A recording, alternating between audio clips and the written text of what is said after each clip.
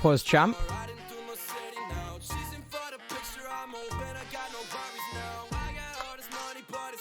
Makes me happy.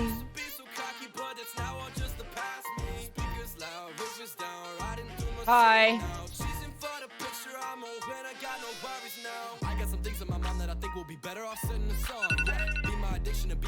Stop. That was my alarm to wake up. Yikes. I'm a hard hitter on the road of fame. I was feeling down, so I wrote a page. Get a beat, leave it in a murder case. She gon' want me when the lights down. Yeah, I'm feeling it right now. Setting up the new heist now. Smile for the bite down. I got all this money, but it's not what makes me happy. Used to be so cocky, but it's now all just the past. Speakers loud, roof is down. Riding through my city now. She's in for the picture. I'm old when I got no worries now. I got all this money, but it's not what makes me happy. We're definitely streaming. Chatting probs https://twitch.tv/TubboLive. Does that work? Yep. Hi. Yeah, okay, fuck it, this ain't no love song. This fuck it, I'm trying to do some drugs. Good afternoon, B-boy. Thank you. How we doing? We're doing well. Hi everyone. Hi. Hello streamer. Hi. Hi. I see you all. Hello. That's enough Twitter. Too cool. You know she like money, so all the friends got pools. But karma gon' get her. Right left sticker. She got a thick skull, but her skin a little thicker. Yeah. That's true. My hair's a little bit wet because I just got out of the shower because I went sailing this morning. I decided that this morning I would go sailing. What are we doing today? Chatting. We're literally just talking. We're not doing that much. Maybe chatting for a bit. Maybe we'll play a little bit of games. Depending on when Jack Manifold gets here, depends on what I'm gonna stream later.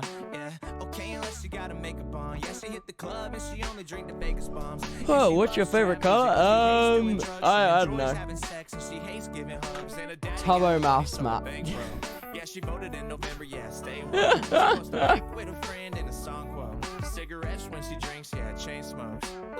Look, I know you love the attention. Yeah, so I'ma need you to listen. Yeah, this streamer pound? Whoa. I don't want to go too close to this camera because I know I will just like I will deck the camera. Yeah, I don't want to get too close because this was a really this is a nice camera now. I've got a really nice camera now. So look, my cheeks are all rosy. Man's been in the sun outside. Man's been photosynthesizing. Ah! So yeah, that's what I've been up to. Man's been photosynthesizing.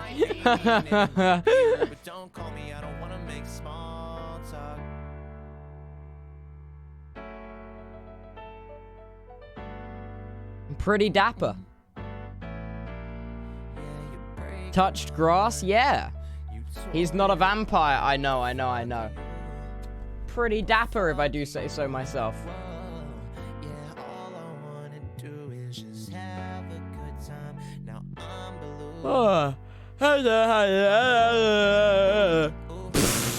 If you got any of that.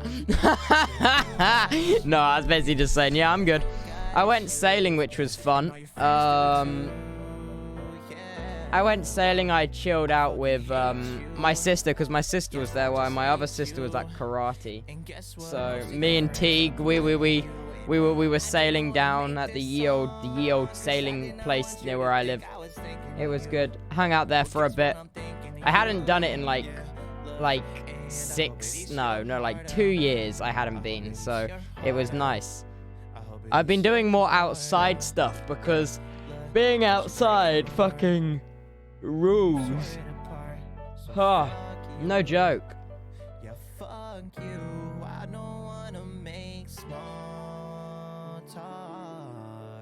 Yeah, but, being outside does rule.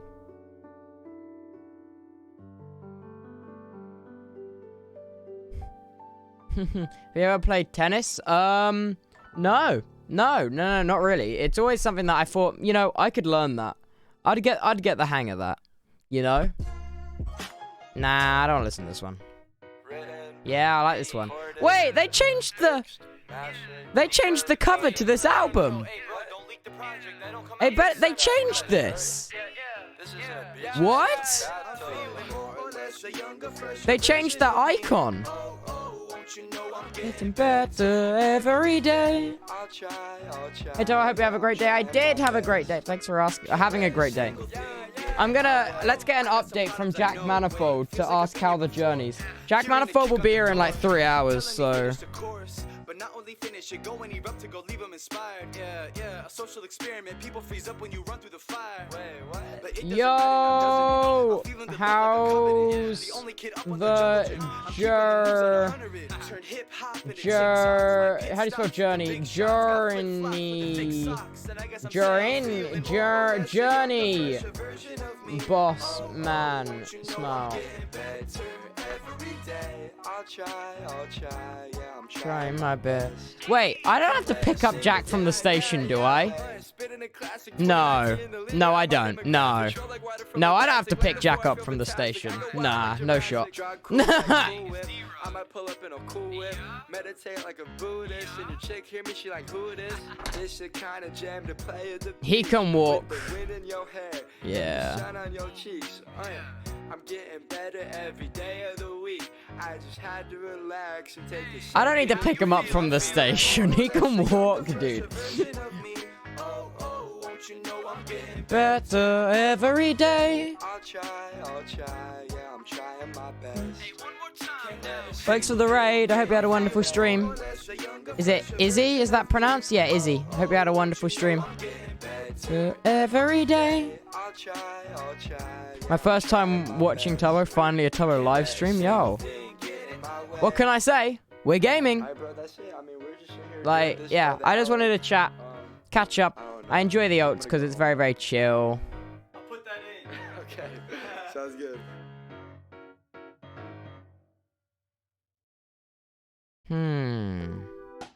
Nah. Give me another one. Yeah, okay.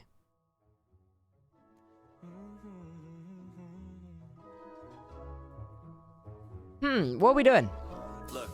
Tubbo, ask Jack. I already did ask Jack. But as you died, you promised me that you would try to write or call, and I've been waiting. Jack's got Uber on his phone, dude. Jack Manifold will be fine. I've even got my windowsills lined up with ultraviolet bulbs, shrunken shrines of human skulls, and other signs of the occult. But now I'm at a fucking loss, cause honey, nothing seems to work. Like I've been actually projecting my body beyond my dreams through the fabric of space and time, so you can spot me at the scenes. I venture through the upside down. God, this is such a good song. Like you should infiltrate my newsfeed. I swear no one would notice. You could float beside some bogus BuzzFeed quiz about the POTUS. Be a pixelated phantom ghost on clickbait propaganda. Hi TikTok. Dictate what you're thinking through a catchy headline. Like TikTok. Weird reason why it's great to be ethereal. I don't know what it is with you, chat, but how come you always think we're on TikTok? Because we're on Twitch. I just thought I need to, you know, like. This isn't TikTok. When it's time to go to bed, then we could leave our cameras on. And if the netherworld has one day shipping free on Amazon, then you could slumber as you ship yourself. I swear the shit delivers quick. Or send me the address and I could meet you by the yep, TikTok. Yep. I'm tired by the Tigris and Euphrates. I could snap you while I'm snagging sacred threads of life from Hades. I would loot, do odd and photocopy pirate the papyrus. Change the records. I don't know why I keep checking my phone. I literally have a second monitor. Bruh. I've been so lonely since you died. I've tried to walk towards the light. And if the gods of death oppose our harmless want to reconvene. Studio update, it's going well. It's been far too long that you and I have been alone. You could rectify that if you haunt me through my phone. No, I don't want to deal with my nose is running a little bit. I could do without them if you'd haunt me through my I'm just frustrated, I guess. I've hung out in countless graveyards, drawn pentagrams and slaughtered goats, and even took a course on hunting ghosts from Pentecostal. What season is Hermitcraft on, chat? Last month I sat with local psychics and their crystal jewels and tried to find my old T-Mobile psychic. What season is Hermitcraft So on? maybe if you're bored of fortune-telling tarot cards and magic words, then you could tweet 140 7? So I could throw away my voodoo dolls and stop chanting my juju mantras that my guru taught us. And if you slide into some YouTube comments, you could scroll the comment page or you could leave it blank. If your specter is perceptible, we tell them it's a prank. And if you still don't send responses, I'd assume the problem's technical. And I would call. Wait, is 7 just finished? I'd tell him I just want to close Mumbo jumbo. This is how I check whether Hermitcraft is still going on. Oh. Damn, man's finished Hermitcraft 2 episode. How many episodes did he do? I feel like season 7 only just started. Yeah, look.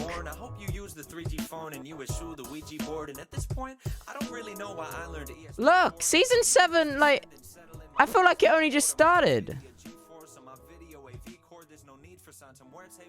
Huh? Look, compared to all the others. Look, 160 episodes, 183, 160, 85?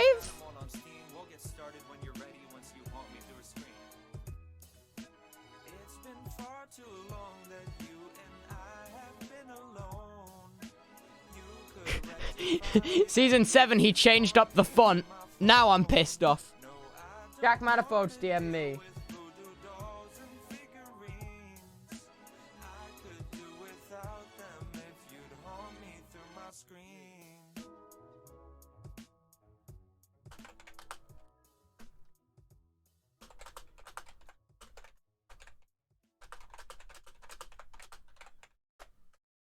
Listen, motherfucker, don't be trying to hop in on the track, get back with your bitch ass. Yeah. Really kick back like bail on the head. Jack Manifold basically said he nearly missed his train, but he's good.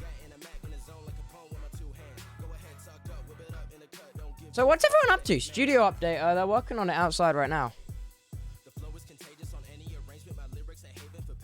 Hopefully it's ready in time for when Rambo gets here.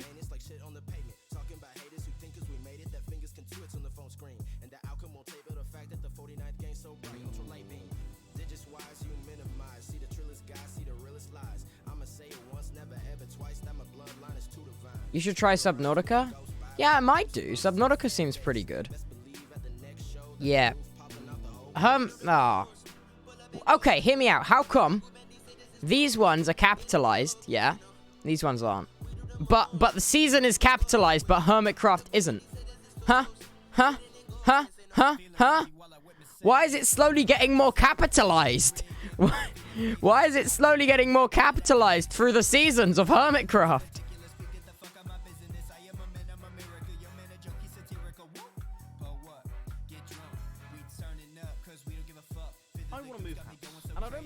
He wants to move house, bro.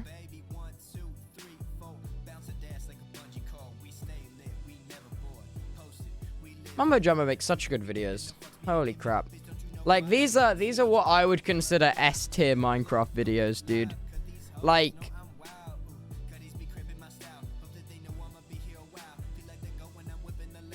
this is peak Minecraft videos, okay? This, yeah.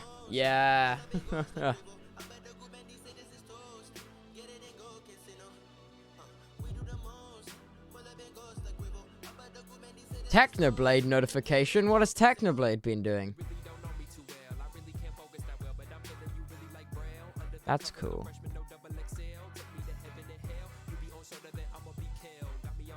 Blade, what are you up to? Losers. Skeppy's a loser? Damn.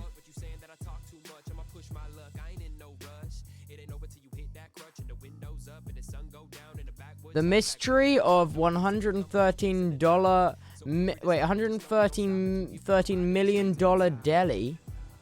Huh? What? Why does that deli cost 100? I want to know now. Huh? A New Jersey sandwich shop. Damn. Damn. New Jersey?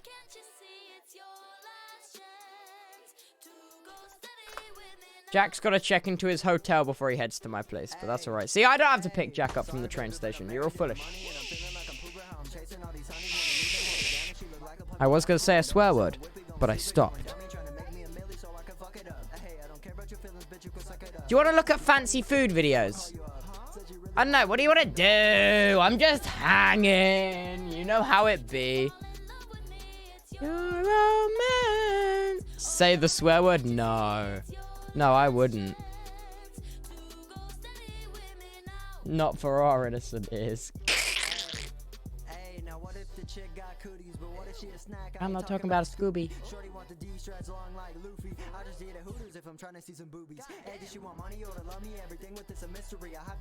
Yeah, this song slaps, dude.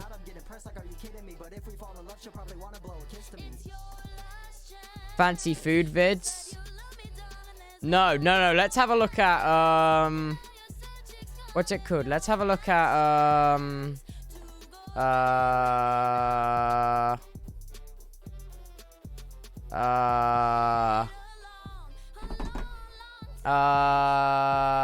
I know what it is. Yes, wait. Inside. Wait, no. Inside. Yes, this is the channel I want. These guys make fucking interesting videos, dude. Where is it? Wait. No, channels. I'm looking for a specific... Where is it? I want Business Insider. Right, okay.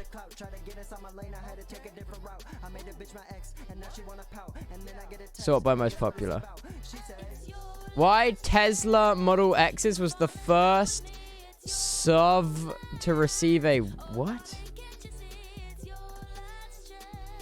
What? How illegal items are found and destroyed at JFK. Oh, I shouldn't say airport. Oh.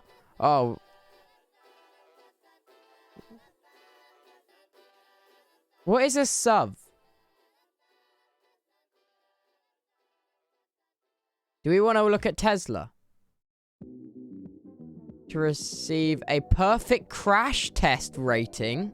What?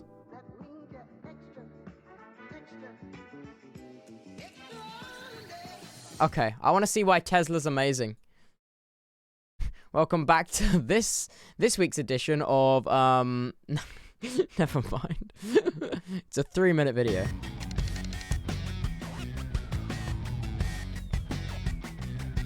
This Model X refuses to roll over. What? Why? Unlike most SUVs, which Why? tend to roll over with ease. Why is it refused to roll over? How come? Here's why the Model X was the first SUV to receive a perfect crash test rating. What? When it comes to vehicle safety, size matters. So it's not uncommon for SUVs to be generally safer than your standard sedan. What? However, they tend to have one big shortcoming: rollovers. No, SUVs the are subs notorious roll. for having a high center of gravity, Oh, causing them to roll no. over when put into tight maneuvering situations or a side impact. Rollovers can result in the partial or full ejection of passengers from the vehicle, Yeet. increasing the chances of injury. Oh, or no. death. Man's In dead. 2016, rollovers happened in 1% of serious crashes in passenger vehicles, but accounted for 1/3 of collision-related deaths. Over the past 3 decades, automakers have been able to reduce the frequency of rollovers in vehicles with technology and more stable designs. However, once a serious impact occurs, it's just basic physics. They're A just higher center of wrecking their gravity cars, increases dude. the likelihood of a car tipping or rolling over. The National They're Highway just- Traffic Safety Administration, or NHTSA, is Not the only NHTSA. organization that tests rollover resistance. They also test frontal crashes and side impacts from a pole and barrier. Oh. After each test, they This measure looks- readings from a dummy Dude. to determine how much damage a All real this person shit is looks likely to painful, sustain. dude. They use this data to determine a safety rating in each category and an overall safety rating for the vehicle. This looks Amongst its many luxury painful. features, the Model X hosts active safety technology, such as collision avoidance systems and automatic emergency braking. But what sets the Model X apart is its design. Like other Teslas, the Model X has a large, rigid battery pack located on the floor of the vehicle. No way, a large This gives the rigid Model X a much battery lower pack? center of gravity than Wow. your average SUV, In the event of a collision that would normally cause an SUV to roll over, this would happen instead. But rollovers are just one aspect of the safety test. Since the Model X is an electric vehicle, there's no need for mechanical components in the hood of the car. This allows for a much larger crumple zone to absorb energy from a frontal crash. Pog? It also has specially made side sills that absorb energy in addition to its rigid side pillars. These features help reduce the force exerted on passengers and increases their protection. But if you don't have $80,000 laying around for a Model X, there's still plenty of SUVs out there with excellent safety ratings. All right. How illegal items are found and destroyed at JFK Airport. What do you want to watch? Do we want to know how legal items are destroyed?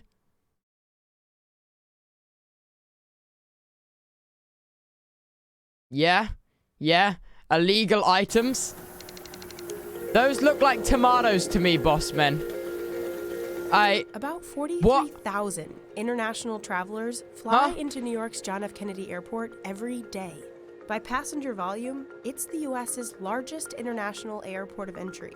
And in just Terminal 4 alone, that equates to almost 1,000 bags an hour. Wow. And in those suitcases, there's a lot of stuff, some of which isn't allowed into the country, including 120 pounds of food per day. What? So what happens to all those confiscated items anyway?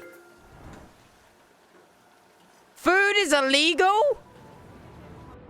If you flew into JFK in the 90s, getting something into the US was a lot easier. But after 9/11, a conversation started about how to protect the country from dangerous foods, drugs, and people. And US Customs and Border Protection, as it's known today, was formed. You'll generally see two kinds of CBP officials at airports. Officers like Steve and they look like agriculture specialists they like would Ginger. break your kneecaps. Their job I'm is calling to it. find, seize, and destroy millions of items each year that don't belong in the United States. It's a big job, and sometimes This is why I'm scared of America. A sidekick on 4 legs. This is K9 Spike. This is why. He is a 8-year-old Belgian Malinois. I've been his only handler from day one. He's trained in narcotics. During the duration of our career, probably seized over 400 different seizures. CBP officials like Steve identify high-risk individuals trying to enter into the U.S., as well as drugs and firearms. And because How these could are he such sniff high out the stakes, firearms? dogs like Spike are trained in a special way, in what's called passive response, meaning if they sniff out drugs, they don't scratch, they don't bark, and they don't make a scene. They sit. And if they're right, the dog gets rewarded. His reward is actually this toy right here. So he likes to play. So, ain't that right? You like to play. You like to play. Yes, you do. Yes, you do. Let me see it. Let me see it. Here at the port, we've caught up to 16 keys of ecstasy recently. Narcotics are then seized and sent to be incinerated. The incinerator's location is kept a secret as a matter of national security. Now, oh my much god, everyone as a knows matter that of narcotics national aren't allowed security. through U.S. borders. But actually, drugs aren't the most commonly seized item at JFK. Food is. When a regular traveler arrives in the U.S., they're required to declare any food items they're bringing in, or face up to a $1,000 fine for the first Yikes. offense. These items aren't taken Government because agents making want to bank. eat your yummy Spanish ham or Caribbean mangoes. It's because agents are responsible for protecting American agriculture from any foreign pests or diseases that could affect our livestock or crops. And that's where agricultural specialists like Ginger come in. Hello, Ginger. Destroyed. To protect against that pest risk, we are protecting the country's agricultural interests. We're protecting against bioterrorism, where someone Ginger would break my kneecaps if I snuck in a mango. to wreak havoc in this country. Foreign bugs hitchhiking in luggage Ginger have wreaked would break havoc my in the US kneecaps if I before. brought in a mango. Florida's orange and grapefruit growers lost $2.9 billion from 2007 to 2014, thanks to the Asian citrus psyllid. And since being introduced into the US in the 90s, the Asian longhorn beetle has ravaged hardwood trees. Eradication efforts between 1997 and 2010 cost more than they got $372 Illinois! million. In our country, We go into the grocery store and the food is always there. We don't have to look at it for holes or check if it's got some disease on it. It always looks great. So we get kind of spoiled, and we don't really understand the importance of protecting that. So it's crucial that even a single stowaway orange is found and confiscated. But with 34 million annual international passengers to and from JFK, going through each of those bags can seem pretty impossible. For humans, that is. Luckily, they've got a little help from the Beagle Brigade. This four-legged officer is Biscuit, and like Spike, Biscuit is trained in passive response. But Biscuit's trained to sniff out food, rather than drugs. They actually learn. They start out with 5 target odors, and then over the years he'll expand, and they retire with sometimes like 150 odors that they know. And Biscuit's pretty good at sniffing. These beagles have an estimated 90% accuracy rate. Watching your dog sit on 3 grapes in a Samsonite hard-side suitcase is just incredible. Scientists say their nose is 1,000 times stronger than ours, and they prove it. Oh God, I'm never gonna fart near a dog ever Once Biscuit again. sniffs out an item, Oh the God. passenger in question and their bags go to Ginger, who will X-ray and search the luggage. And then Ginger gets the kneecap breaker out. Okay. You pack everything yourselves? You pack your bags yourself? Okay. Ginger unzips the bag and searches each one by hand.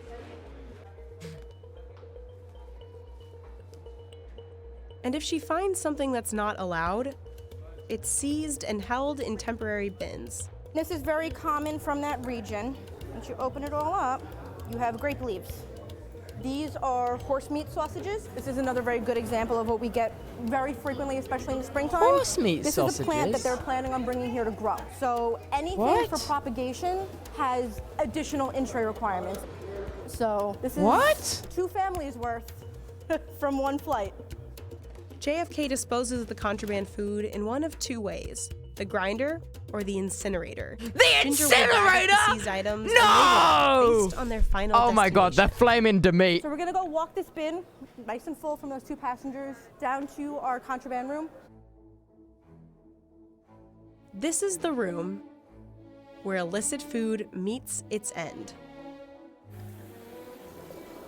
No, the tomatoes! This is our grinding machine. This is what we'll generally use for fruits, vegetables, that kind of commodities. It is called the Muffin Monster. But before Ginger can send a piece of fruit down the muffin monster, she cuts it open, squishes it, and inspects it. She's looking for evidence of diseases, insertion points for insects, and exit points for larvae. If she finds a little bug, like this one, she neutralizes the pest risk and sends it to the U.S. Department of Agriculture for further investigation. What? Now it's back to the muffin monster. 120 That's pounds such a of food waste, are grinded up dude. each day from arriving That's such a international passengers. waste! Avocados, mangoes, and citrus are among the most common fruits that end up in the grinder. We do get messy. It's important to dispose of it properly. I love to eat as much as everybody else. I'm a big fan of food, but I know the importance I'm a of big making fan of sure food as that well. what we seized because of established risks is disposed of properly to prevent it from causing problems. So the next time you've got an orange tucked into your luggage, declare it and let experts like Ginger decide if it's admissible. And leave the Serrano ham in Spain, because Biscuit will find it. Aw, dogs. Aw. Aw. What other, do we want to see? Do we want to see more? Do we want to see more?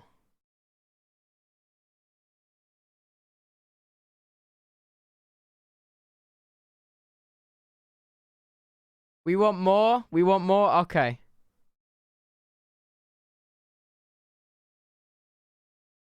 Why is Wagyu beef so expensive? I said, hey, fancy food stuff, hey. Hey, fancy food stuff. We like our fancy food stuff. Why is it so expensive? That looks like... This is Wagyu beef, one of the most expensive meats. It doesn't in the look world. real. It looks... Produced in Japan and prized for its rich marbling and buttery taste, high-grade Wagyu can cost up to $200 per pound. And the cows themselves can sell for as much as $30,000. Oh my but god! What is it that makes the meat so expensive? What? Pricey cows. The term Wagyu literally translates to Japanese cow, and it generally refers to 4 main breeds. These cows were bred for physical endurance, giving them more intramuscular fat cells. The fat is distributed more evenly throughout their muscle, which is why Wagyu beef looks pink and tastes so tender. It looks And the it Japanese looks government cracked. tightly regulates Wagyu production to protect the value and quality of the meat. Wagyu is graded on 2 main factors: how much meat can be yielded and the quality of the marbled fat. Only A3 to A5 Wagyu is certified for sale in Japan, and the higher the grade, the higher the price. Wagyu beef has gained almost legendary status. Why is it so And there are expensive? many myths Poor about Wagyu cows, farms bro. and the way the animals are treated. Poor From cows, getting daily bro. massages to being fed beer, but these often aren't true. Poor The cows, cows are bro. raised very differently in each region and by different farmers, but they're often raised by a breeder until they're about 10 months old and then sold at auction to a fattening farmer.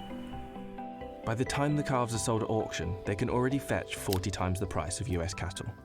What? The fattening farmer will keep the animals in small pens and feed them a mixture of fibre and high-energy concentrate made from rice, wheat and hay. The cows! They're often fed this 3 times a day for almost 2 years, until the animals are almost 50% fat. What? Only the pregnant cows and breeding cattle are allowed to graze on pasture. What? The length of the fattening process and the import prices of the huge amount Bruh. of concentrated feed increases the cost of the beef. And over this fattening period, each cow will eat Oh, 5 what's the tons. same was? Sad. Rip to cows. Makes Manuka honey so expensive. I've already seen this one, but I really like that video.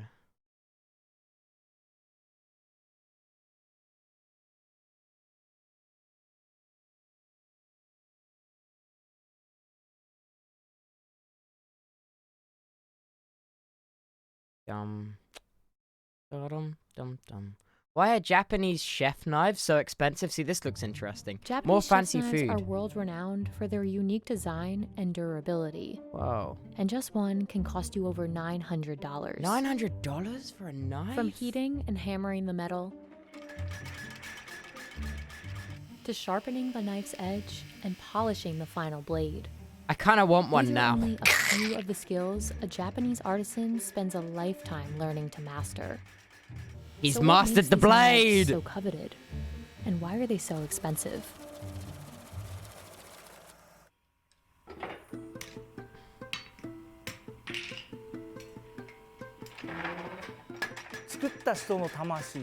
Sole purpose of a person who makes user returns a knife. I don't know. これはうちのお母さんが A 使って knife た包丁 that my mother used. いうのが日本の包丁じゃない That's a Japanese knife? I don't... Wait, what? I'm confused. Terukazu has spent 37 years crafting chef's knives at his family's factory in Echizen. Each one goes through 100 production stages. It's a process that requires over 10 years of practice. 本当に10 years of 安いものですと今でも practice. スーパーマーケットで、2000円ぐらいで売ってる包丁もあります。でも僕らの作ってる包 But 丁 the は knives we make, 未だ people に bring 僕のお knives じい that さん my が作った grandfather made. 包丁を研いでくれって Ask for it 持っ being てくる場合があるん sharpened. です。もうびっくりしま It's すけど。 astonishing. それぐらい長く使えるんです。 That's how long you can use it for. Compared to popular European chef's knives, Japanese blades are lighter and Whoa. sharper, allowing for more precise cuts. On the low This end, is most cool. Takamura blades cost a couple $100s, but custom-made pieces can sell for 15 times that. One of the most expensive knives produced by the shop sold for $6,900. まず包丁にとって一番大事なことは Those are some sharp 大まかに言って knives. 3つあります。 Holy! まずいい材料。次に、Is it bad that I really want one? 焼き入れとか熱処理ですね。構造熱処理。 Is it bad that I で want 最 one? 後にいい研ぎ。この3つがないとどれ一つ欠けていて For the も kitchen. 絶対いい包丁にはならない。 Takamura I want one, Homono was but one of I the want to first get knife like my makers to name use a certain on kind of the stainless steel side in called Japanese. high-speed That'd be powdered cool. steel. It was originally designed for power tools like saws and drills because of its durability and strength. Two qualities Japanese chef's knives are known for today. You will kill yourself with it? Yep, that is quite possible. I may mess up. Once the metal is cut, it's heated in an electric oven to harden and strengthen the blade. Then the hammering begins. At this point, the artisan relies on experience and instinct to guide them in producing a blade of ideal strength and thinness.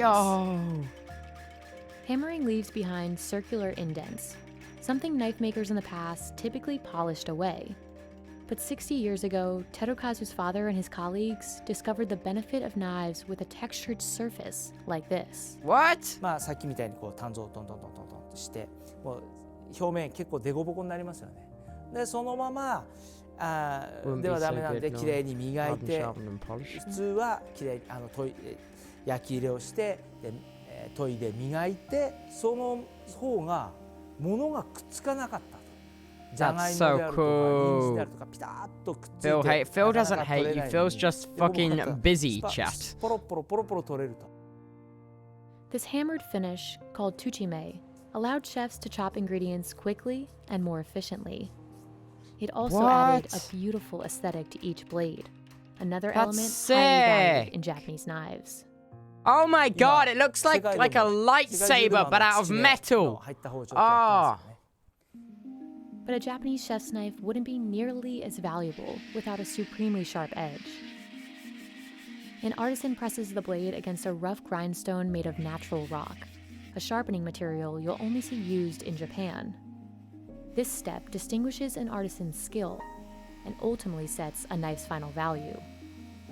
手にかかる微妙な力とあと音と感覚で研いでいくんですけども、そこは一丁ずつやっぱり違ってくるし、砥石の状態も一丁研いだら変わってくるんですね。一丁ずつ変わってくる。叩き3年、叩きっていうんですね。作業こっちの手で叩く。叩き3年で研ぎはまあ一生。We're just watching them make sharp things, ずっと勉強だと。It takes one full day to sharpen the blade, and another full day to secure and polish the handle. The final knife is totally unique, each with its own distinct balance, thickness, and design. あと包丁って自分の料理人の方自分の手の延長になってほしい。で、そのためにやっぱりそういった工夫ですかね。やっぱりまずバランスがもう自分の一番包丁の先端が自分がどこを当てたいかと当てたいところにマット持っていけると指の先のような扱いができる包丁。Several of the world's best chefs use Takamura's knives, from René Redzepi at Noma to Massimo Bottura at Osteria Francescana. Another one of those chefs is Masakazu Fuji. He uses Takamura's knives to prepare fish at his restaurant in Fuku. まあおそらくアーティストのライブでメインのギターがなんだとかっていう風になってもサブであったり、ギターテックがいたりしてやる人間っていうのは演奏する人間はそれに集中できる。でそれを高村さんが今してくれているっていうような感じですね。この切ったところから表面にこう光沢が出てる。でこれって切れない包丁でやったら Get one? 全く I don't know. こういうのは出てこない。I want to. でそれをストレス I really な want く切ると、まあ、こういう感じで切ったところから今にももうこう溢れようとする。でも止まってる。でそれを口の中で歯で噛んだら出る。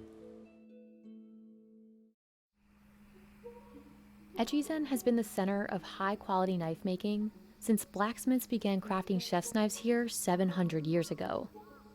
And today, the city is internationally recognized for its This is cutlery actually so production. cool. I know! But before knives, artisans made swords, another valuable trade in Japanese culture.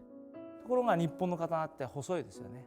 なぜ折れないかっていうと、真ん中に柔らかい鉄が入ってる。そして外側に硬い鋼で覆っていると。二重構造になってるんで折れないんですね。で、日本の包丁はその、技術を生かして真ん中に鋼を入れて両側から柔らかい鉄でくるむ。Despite dedicating decades to this craft, Terukazu and his brothers weren't always set on becoming master knife makers. What? 弟もその一番下の弟も3人ともこの仕事をやってるんですけども、この仕事をやりたいとか、これ僕なんかだったらロック歌手になりたいとか、弟だったらオートバイのレーサーになりたいとか。Want to be a motorcycle race driver? ある程度の年代が来て本当に自分の今までの僕が育ってきたこの背景とかそういったあと自分がうちが作ってるこの包丁とかをこう見ていくとやっぱり俺はこれをやるべきなんやな、これをやらなあかんねやなというのと、やっぱこれをやりたいなという気持ちがやっぱり出てくるので。Professional chef or not, getting your hands on one of Takemoto's knives could take years. With that kind of wait time, coupled with the decades of training required to master this craft, it's likely these pieces will remain costly for years to come. そうですね、やっぱり、本当にこういう価値のある、もちろん時間もかかるわけですから、まあ本当に申し訳ないんですけどもやっぱり、2年半とかそれくらい待っていただいた方も、おられます。でもやっぱり使って本当にそれができた時に待っててよかったと、もうこれ使ったら他の包丁はもう全然使えないとか、まあ本当に嬉しいことですけど。It takes years? What? Off them triple the asking price. There's no way. That would never work. They have too much care for the knife. Vaccines have become... What?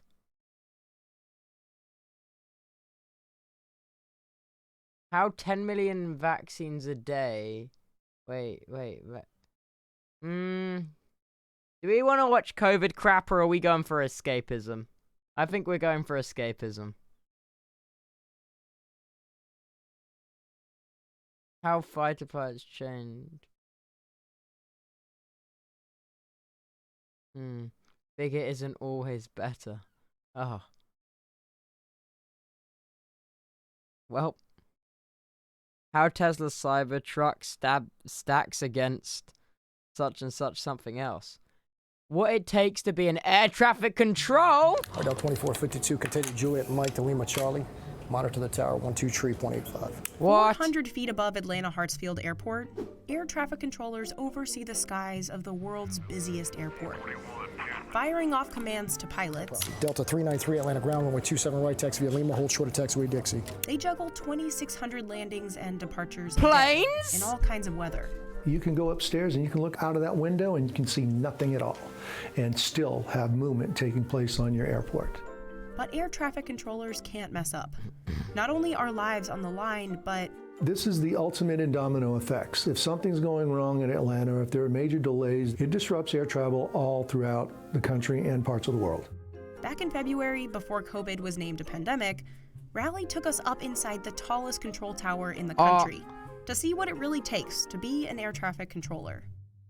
This is Atlanta Hartsfield-Jackson International Airport, and these are its 5 runways. Huge. And here's the control tower. It takes a rotating staff of 58 traffic controllers to keep the airport running. Oh my Pre-pandemic, god. They directed 190,000 flights through takeoff and landing each year. Bruh. These controllers are responsible Big for any planes airport. inside Atlanta Hartsfield airspace. Big 5 miles airport. out and 4,000 feet above the airport. Once a plane enters Atlanta's territory, air traffic controllers are in charge of communicating with pilots over radio. They direct pilots in the air through safe landings and pilots on the ground through takeoffs. The goal? Efficiency, efficiency, efficiency. What can you do to help us be more efficient? Well, the one thing that we're not going to do is make sure that you compromise safety in that equation. But the job isn't easy. There's a lot of dynamic decisions. If an aircraft is coming into land and they have to go around because of an unstable approach, the weather didn't cooperate, they couldn't get the runway in sight, you have to be ready to make a decision. To become a fully qualified controller, it can take up to 5 years of classroom, Oh my simulator, God. and on-the-job training. But if they make it, the average controller in Georgia makes $145,000 a year. Pog? A job in Atlanta's tower is one of the most coveted ATC positions in the U.S. Candidates Money? go through a rigorous hiring process, which can take... Somewhere just under a year, we're getting closer to 6 to 9 months. Once they've been hired, incoming controllers start on the simulator. So any new controller that would come here, they would initially come here and do book work, and then follow it up with the book work. They would come into the simulator room. A new controller will do multiple pass-fail scenarios, but on the simulator, they'll have fewer planes to juggle than the real deal in the tower. Oh, And they'll that's have an weird. Evaluation, and then if they pass that evaluation, they can head up to the towers. We have 2 controllers working there today. One of them is in training.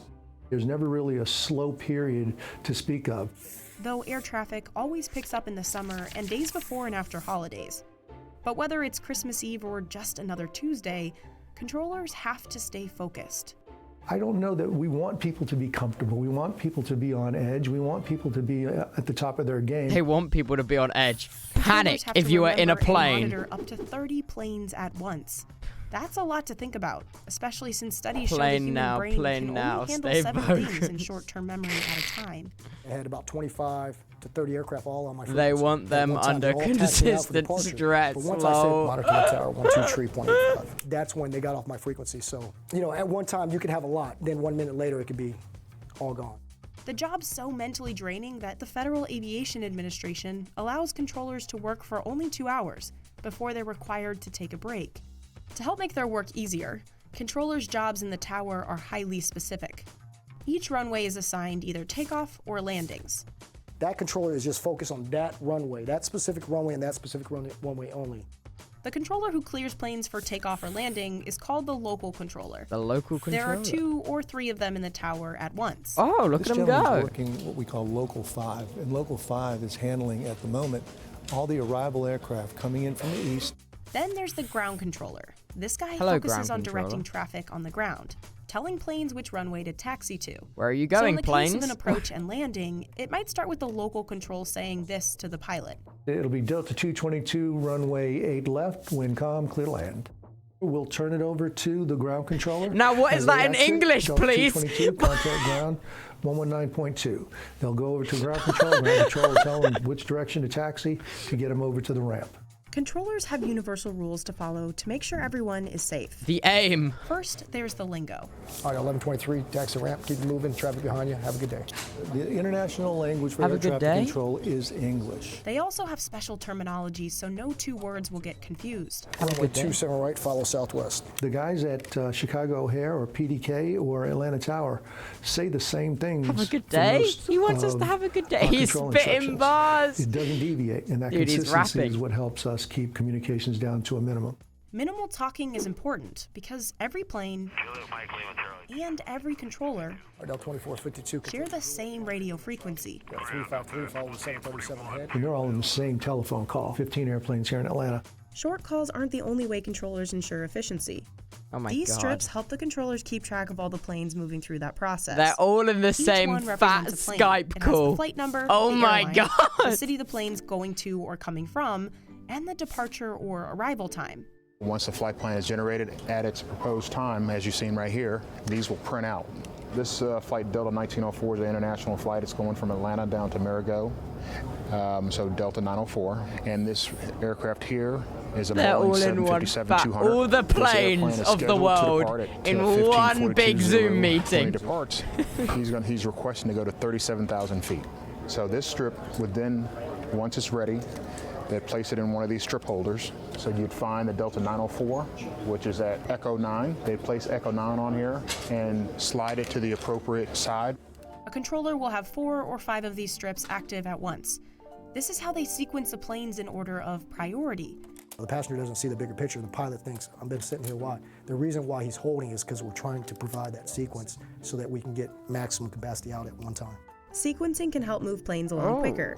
But how Oh. exactly does it work? Here's an example. If 2 planes are going the same direction, say to San Antonio and Houston, They have to be at least 4 miles apart, so they don't run into each other in the sky, which means time waiting between takeoffs. But if a controller alters the sequence using those strips... So in this case, this is a west, a north, and a west. This aircraft's going to San Antonio, this aircraft's going to Milwaukee, and this aircraft's going to Houston. So we can depart 6,000 feet down the runway and airborne and roll all these. That Milwaukee flight can take off right behind the San Antonio flight. And now they've had 3 planes take off in the same amount of time. It makes a big difference for the ground controller to actually provide a good sequence because it's efficient and the aircraft could keep going. Ground controllers popping off. And that's what we do. And that's our job. Legitimate proximity chat. If there are major delays, it disrupts air travel all throughout the country and parts of the world. In 2018, Atlanta Hartsfield-Jackson International Airport was ranked the best airport in the U.S. for flight delays, with the highest percentage of on-time departures. 15 airplanes, we're looking at a minute behind one another, so it's not bad, 15 minutes.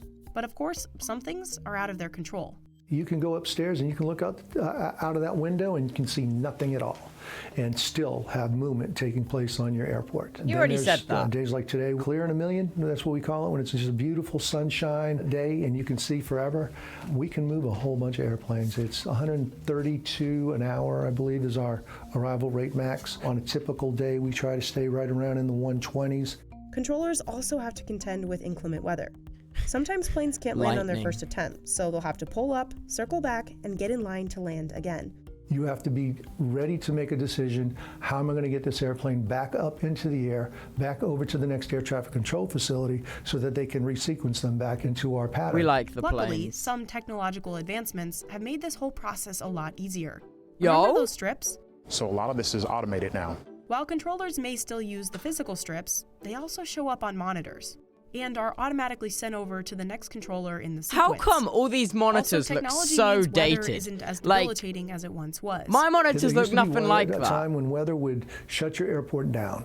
But now, being able to forecast and project when that weather's coming, we're not surprised like we used to be. We go in the cloud sometimes, and that's when our equipment is... Why does it all look so dated and old? SDX, radar, and GPS positioning help controllers track a plane. Because they're dealing with planes. To actually separate and identify where those airplanes are legitimately, so we can use the term clear for takeoff even though we can't see the physical runway any longer. But all that technology doesn't mean these controllers can be any less diligent. They have to be focused and undistracted nonstop. This is the busiest airport in the world. The number, the volume, I don't think many airports can handle what we do. That's the truth. Not many airports can travel. 52, continue, Juliet. What it takes to be a White House photographer? Yo, we got any in like aspiring photographers in the chat? What we're just watching Business Insider. It's fine. What's it take? My attitude is if you're documenting for history, you want to be there all the time because you don't want to miss anything. And you can't always predict when history is going to take place. That's Pete Souza. Hello, former Pete White House Souza. photographer to Presidents Ronald Reagan and Barack Obama.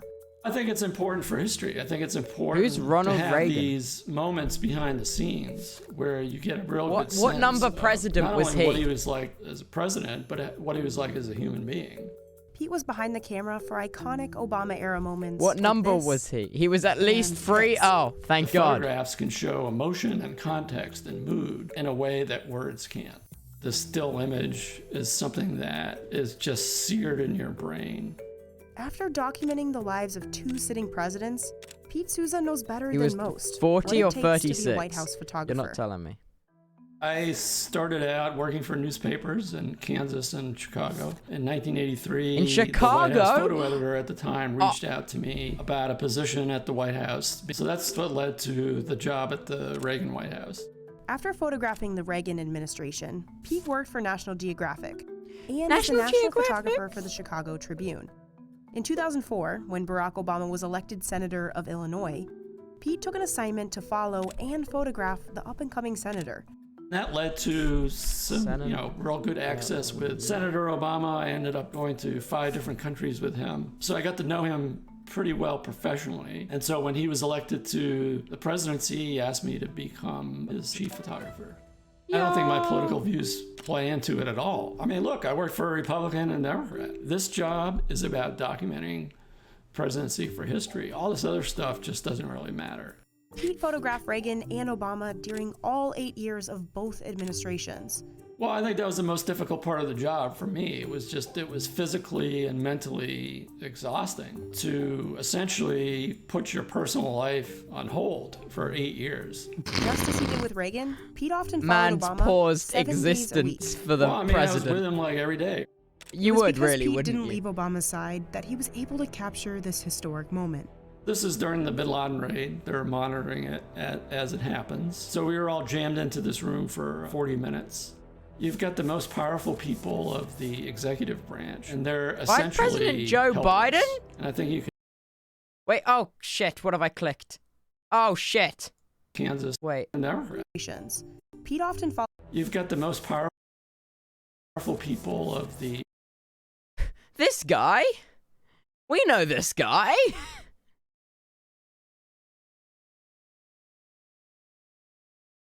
We know this guy. We know this guy. I don't know who the fuck you are. I don't know who you are. We know this girl. We know, we don't know who that guy is.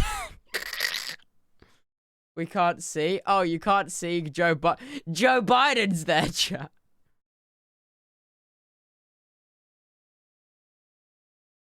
He looks so different here. The executive branch, and they're essentially Mr. Joe. helpless. And I think you can feel the tension in that room just by looking at their faces. As the meeting's breaking up and they know they have Bin Laden, and it was just like such a subtle reaction to a momentous event in many ways. I don't know that I knew how widely circulated this photograph would become, but I certainly knew this would be a historic day.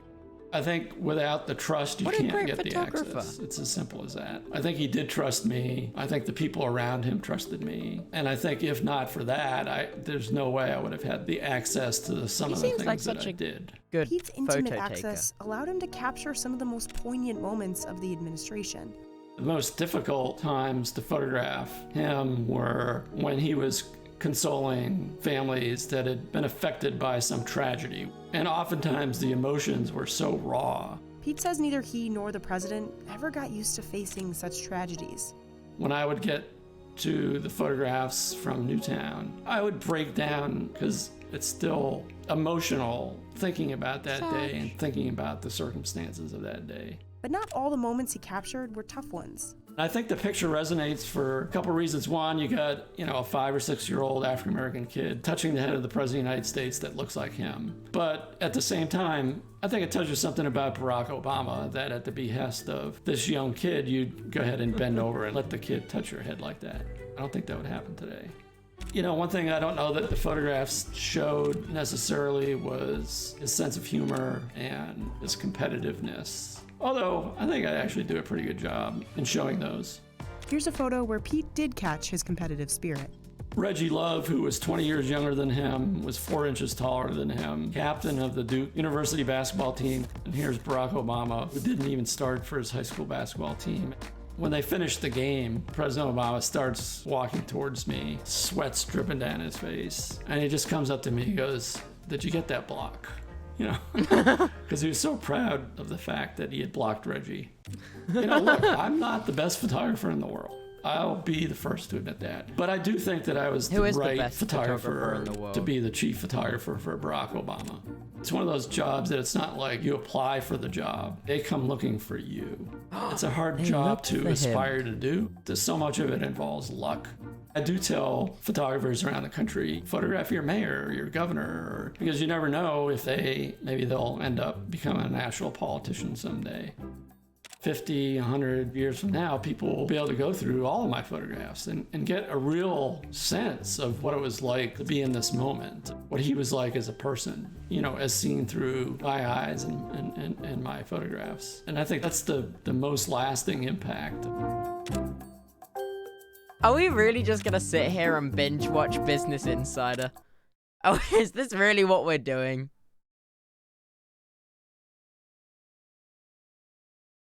Yep. Why not? Yep. Okay, Fez.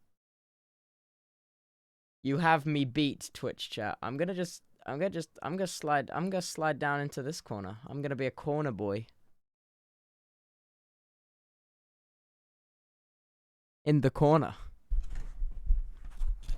Alright, what other business insiders are there? React mode on, I know, Phil. I'm being lazy and killing time because Jack Manifold's not here yet.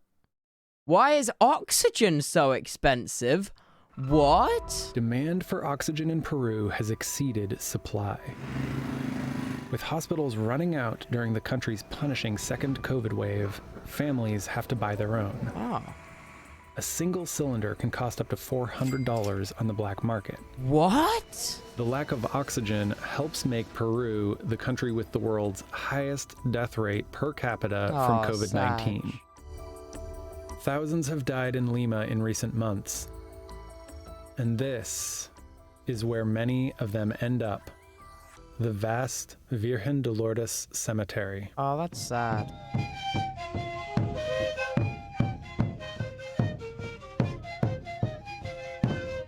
That's Lenin Froilan. He spent more than $6,000 on oxygen to try to help his mother before she died from COVID.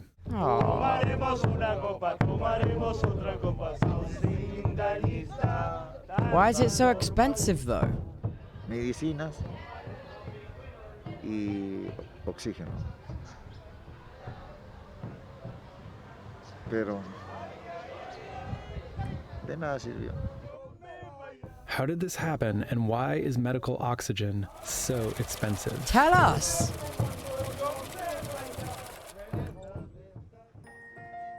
We met Lenin standing in line to get oxygen for his mother one day before she died. He had been waiting since 4 a.m. Estamos obligados a estar así. ¿Por qué? Porque tenemos que hacer cola por gas. This plant on the southern outskirts of the capital offers free medical oxygen to those with a prescription, but the wait is anywhere from 12 to 15 hours. People eat and sleep in line until it's their turn. Oh my God. They're only allowed to fill one 10 cubic meter cylinder every 48 hours. That won't do for Lenin's family. A patient with severe COVID-19 needs up to 3 cylinders a day. His 3 sisters have COVID too, so he's had to spend thousands of dollars on additional cylinders wherever he can find them. How? Lenin sells furniture and earns about $650 a month, So he's how- relied on the last of his savings. But it's in the air. How is it difficult to put in a tank? El sector salud se ha aprovechado. So why don't Peru's hospitals have oxygen? In most of North America and Europe, companies mass-produce medical oxygen and deliver it in liquid form by tanker. Liquid oxygen is more dense and kept in large vessels at very low temperatures. Hospitals then pipe it directly to the beds of patients. Oh. The pandemic has caused oxygen shortages in places like Brazil, Mexico, and India as hospitals struggle to keep up with demand. Prices skyrocketed in countries that lack health infrastructure and relied on oxygen cylinders, which are more expensive. Bulk oxygen piped into hospitals costs as little as 1/10 as much as oxygen in cylinders. It's like paying for bottled water instead of getting it from the tap. At peak times in April and May, Peru fell short of nearly 40,000 cylinders of oxygen every day. At one point, Why don't they neighboring get the Chile liquid sent liquid bits? oxygen to help, but it did not fill the gap. Overwhelmed hospitals in Lima ran out of beds in February. Patients lined up outside to get oxygen, but with thousands of severe cases a day, hospitals ran out. Llegó un momento en el cual ya los balones que nos daba el hospital no nos Why daban can't abasto, they? entonces los pacientes How hard is it to make tenían like que the comprar. pure stuff though? They're not showing us how it's Families took it made. upon themselves to look after their loved ones and began shopping for cylinders.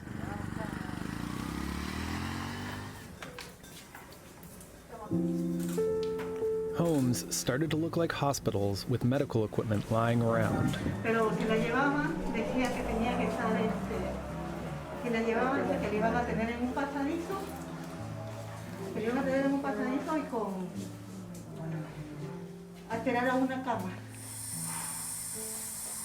¿Y cuánto aguantan esos balones? ¿Cuánto dura? Sí. Pues durará hasta, depende de la saturación, porque cada que baja la saturación hay que volver a subir la dosis. Marisol got sick caring for her parents at home, but she didn't stop helping them.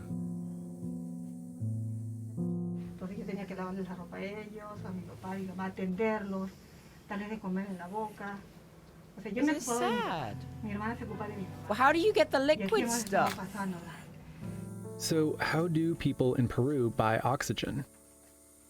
Companies couldn't produce enough oxygen as the second wave hit in February, so black market operators like this man stepped in to meet demand. Como te digo, al comienzo estuvo los balones 5.200 soles, 6.000. Tengo gente que ha comprado 5 o 6 balones, son 25.000, 36.000 soles, que me parece mucha plata. Now he exchanges empty cylinders for full ones and charges up to $400 for a full cylinder. Lo que he estado haciendo ahora es comprarlo en ciudades donde están menos afectadas y donde hay más o donde hay plantas de oxígeno que no están abasteciendo tanto y me dan un precio barato. This small factory in Lima has also raised prices, just not as high as the black market. A 10 cubic meter cylinder that used to cost $16 to fill is now $70.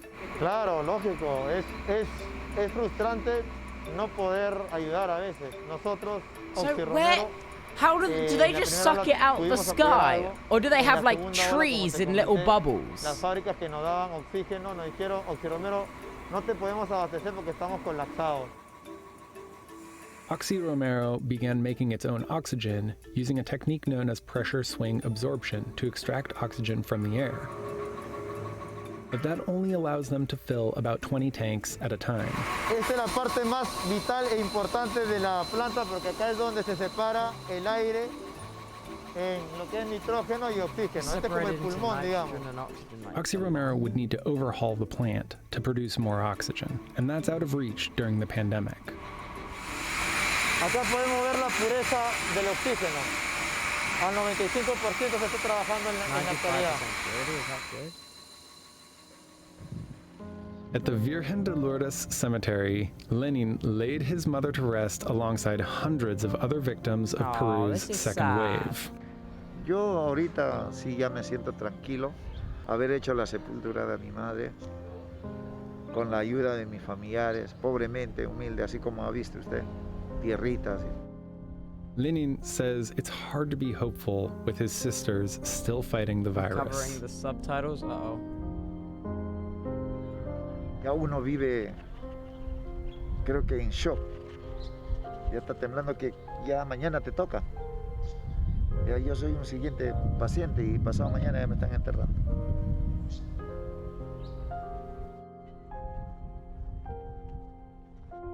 Sad, dude. I wanted to know how they make the liquid oxygen stuff, because why not, instead of making the air stuff, they make the liquid stuff?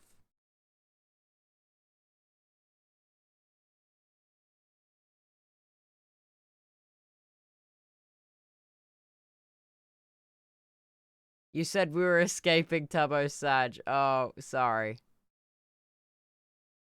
Google liquid oxygen. That's a good idea. How is liquid oxygen made? Other people had the same question. Tell me. In this video, we will learn how oxygen is made artificially, how it is stored and how it is transported. The whole process is like this. At first, air is sucked inside a compressor. There's a filter before that, so that there are no impurities like dust particles. If you look inside a compressor, there are two valves. The inlet valve sucks air in. This is actually really, really boring. Yeah, alright.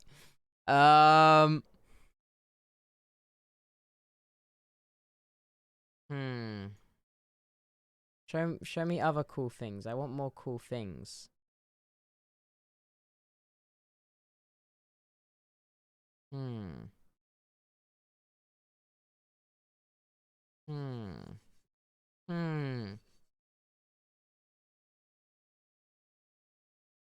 The truth behind those $1 Detroit homes? What? These are the homes that people talk about for $1. You can buy those for $1. Is there someone in there?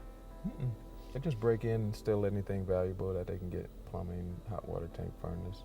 These are the ones you would go directly to the city or find the owner and give them a buck, take Wait, over the so headache they're that worth they once had. So they're worth $1. So the $1 home thing, it's not impossible and it's not unheard of, but it's a lot more complex than just dollar homes that's on the market. The homes that you see online that are in the $1 to $5 to $100 range, you have to be very careful with those because they may be often they're in a neighborhood that's been pretty blighted. They look from the outside to look okay, but the inside they've been gutted. This home here, they stripped the aluminum siding off of it for scrap metal.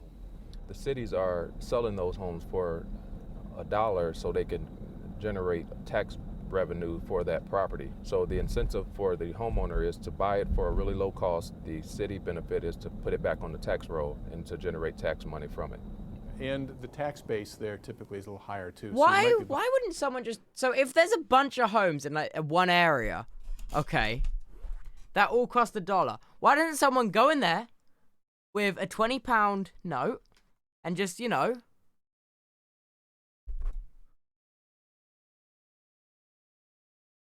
like, taxes? Taxes? What do you mean? What are the taxes? What are the taxes? Property tax? Huh? What does that mean, though?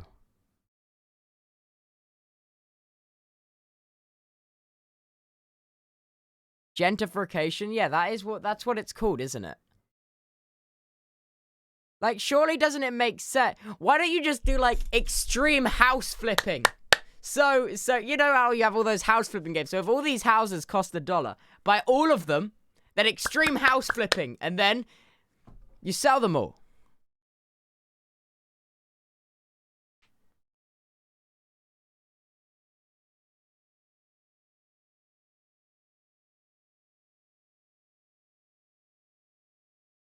You have to pay so much tax on them? Why?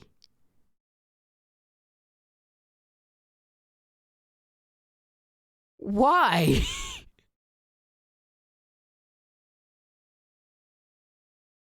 Taxes are $1,000. $1,000 a year or $1,000 a month for a $1 house?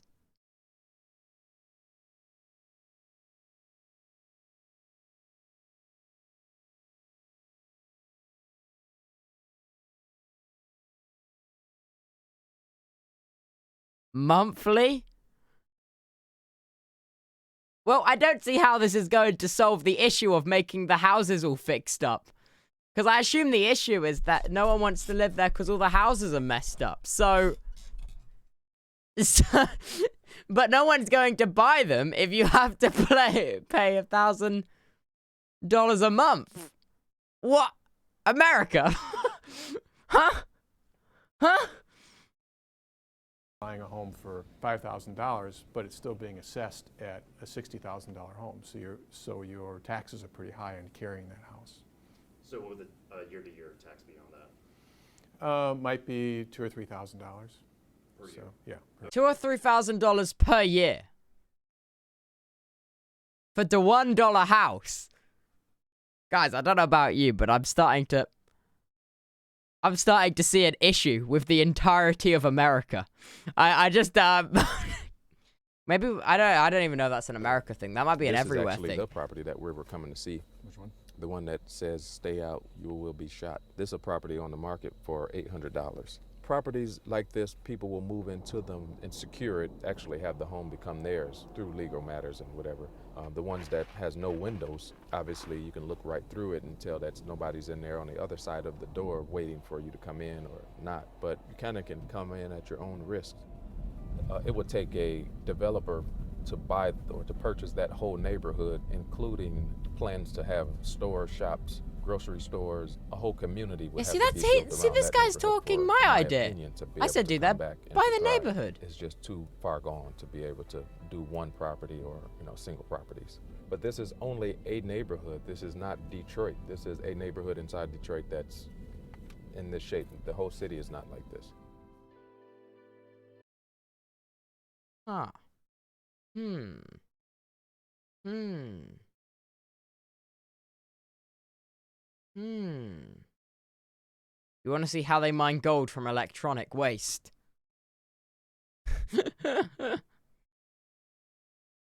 Tubbo, I'm engaged. You're engaged. Congratulations.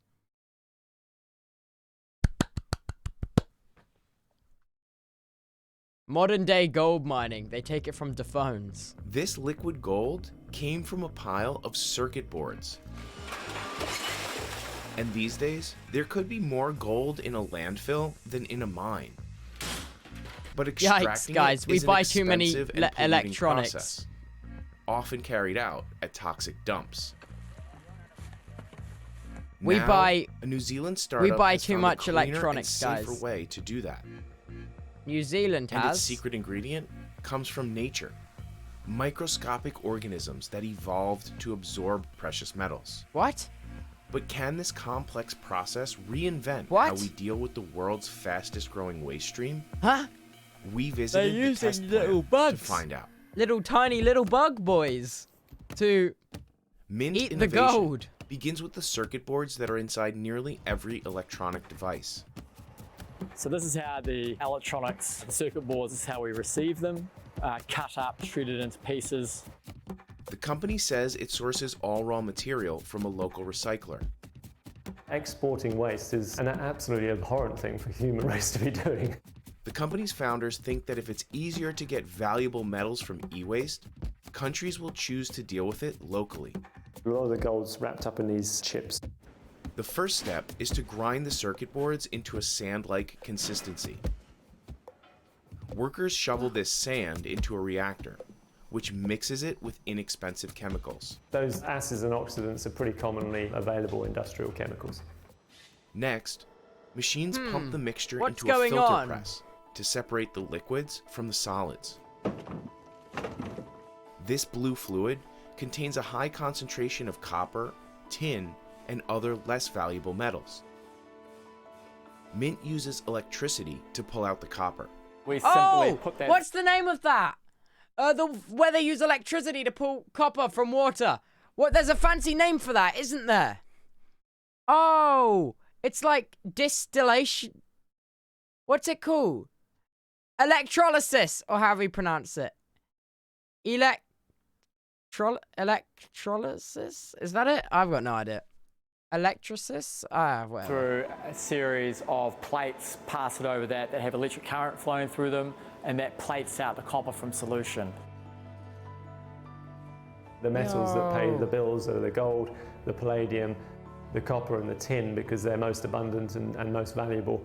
But at this step in Mint's process, palladium and gold are still stuck in the solids.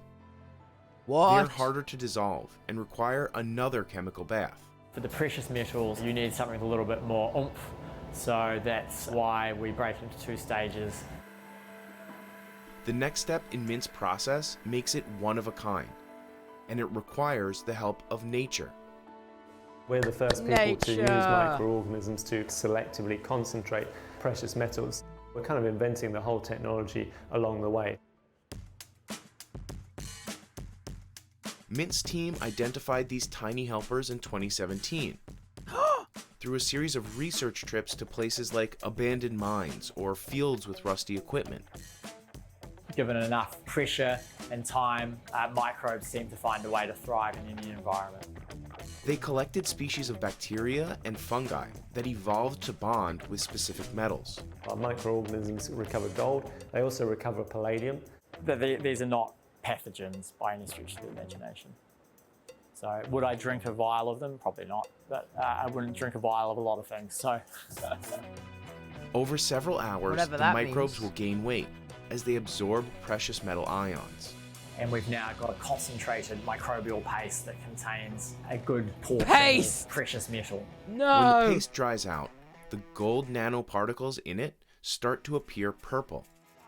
Gold has this funny property that when it is in small nanoparticles as well, I mean, gold and colour have this hue of blues to reds.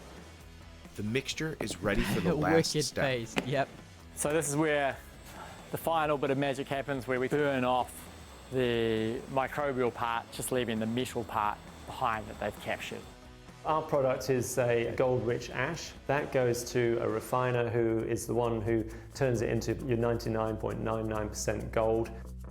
It takes 1 week to extract 150 grams of gold from 1 ton of circuit boards. The founders That carry doesn't around seem- this solid gold coin to show what that looks like. Is it pure gold? That's pure gold. Super heavy. Bite it. It seems like a lot of work for a small payoff. Is it really worth the trouble? I don't know. Mint's founders say yes, because it's getting harder to mine precious metals from the earth.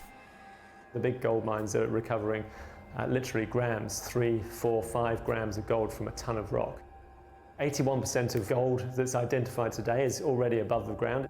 And as gold mines are depleted, the amount of e-waste generated globally has increased steadily over the past decades. If those trends continue, by 2050, we'll have to deal with 110 million metric tons of e-waste every year. That's like every person in the world throwing away a countertop microwave.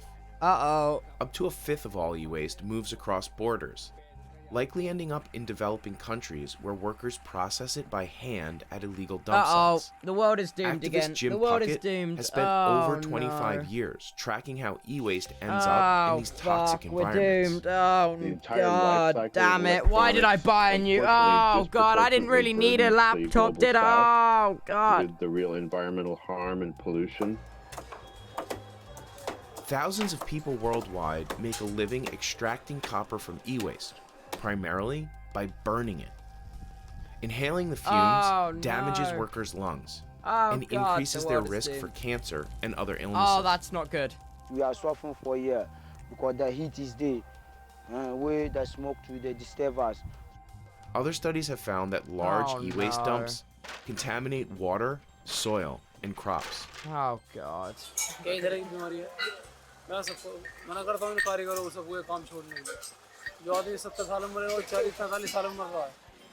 Oh, God. Even if e-waste The is world is properly doomed. recycled, the final product still needs to go to a smelter, the energy-intensive endpoint for most mining operations. Mint's long-term goal is to make it easy and profitable for cities to process their e-waste locally. We need to kind of get The world this is doomed you know, again. really cranking Screw throughout the world, and that's escapism, probably we're a doomed. 20-year vision. The company is planning full-scale facilities in Australia and the United Kingdom. Yo, let's go UK! This smaller plant in Auckland, New Zealand, was built to demonstrate how Mint's process works. Yo. It processes about 1 metric ton of circuit boards per week, but Wow. larger plants, like the one they're building in Australia, will process 10 metric tons per day. Whoa. That would make the bigger plant able to process about 1% of all the e-waste Australia produces annually. The planned larger Whoa. facilities will be almost entirely automated. It's pretty light touch from a personnel perspective. That's Might have cool. 3 people on the shop floor at any one time, running 24/7. The small number of employees would have limited contact with e-waste, keeping them safe from exposure to toxic compounds. Not the compound. However, even if Mint can realize its dream of a plant in every major city, the founders face another problem that's completely out of their control. And unfortunately, electronic waste generally is getting less and less valuable over time as a commodity. Manufacturers are learning to build gadgets with less precious metal. Mint's team is researching other types of waste they can run through this process. That's not good. Like car parts. As for solving the global e-waste problem, Jim Puckett remains skeptical that any form... That is completely missing the bucket. Like, that is completely missing. That bucket placement was not S tier. of recycling is the answer. I'm not saying don't go ahead with these techniques. We're certainly going to have old circuit boards around for a long time, and we're going to have to deal with them. So let's move on it. But we got to turn off the tap.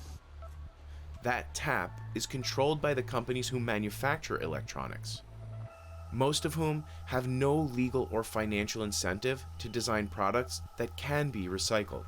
It's an overflowing bathtub. You can't run around with mops and say, oh my God, we got to mop this up, we got to mop that up, and we have a better mop here and a better mop there.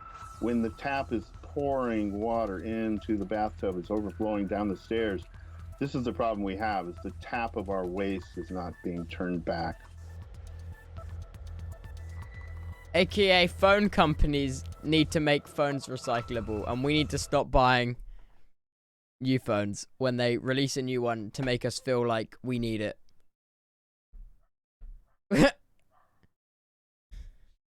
AKA, we're doomed.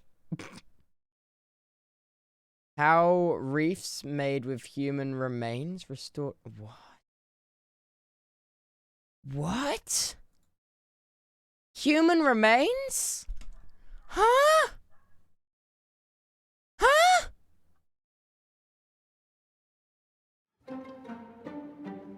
For years, people have dumped all kinds of waste into the ocean, even Coast Guard ships like this. Why? The idea is that new coral will latch onto these massive objects and attract fish.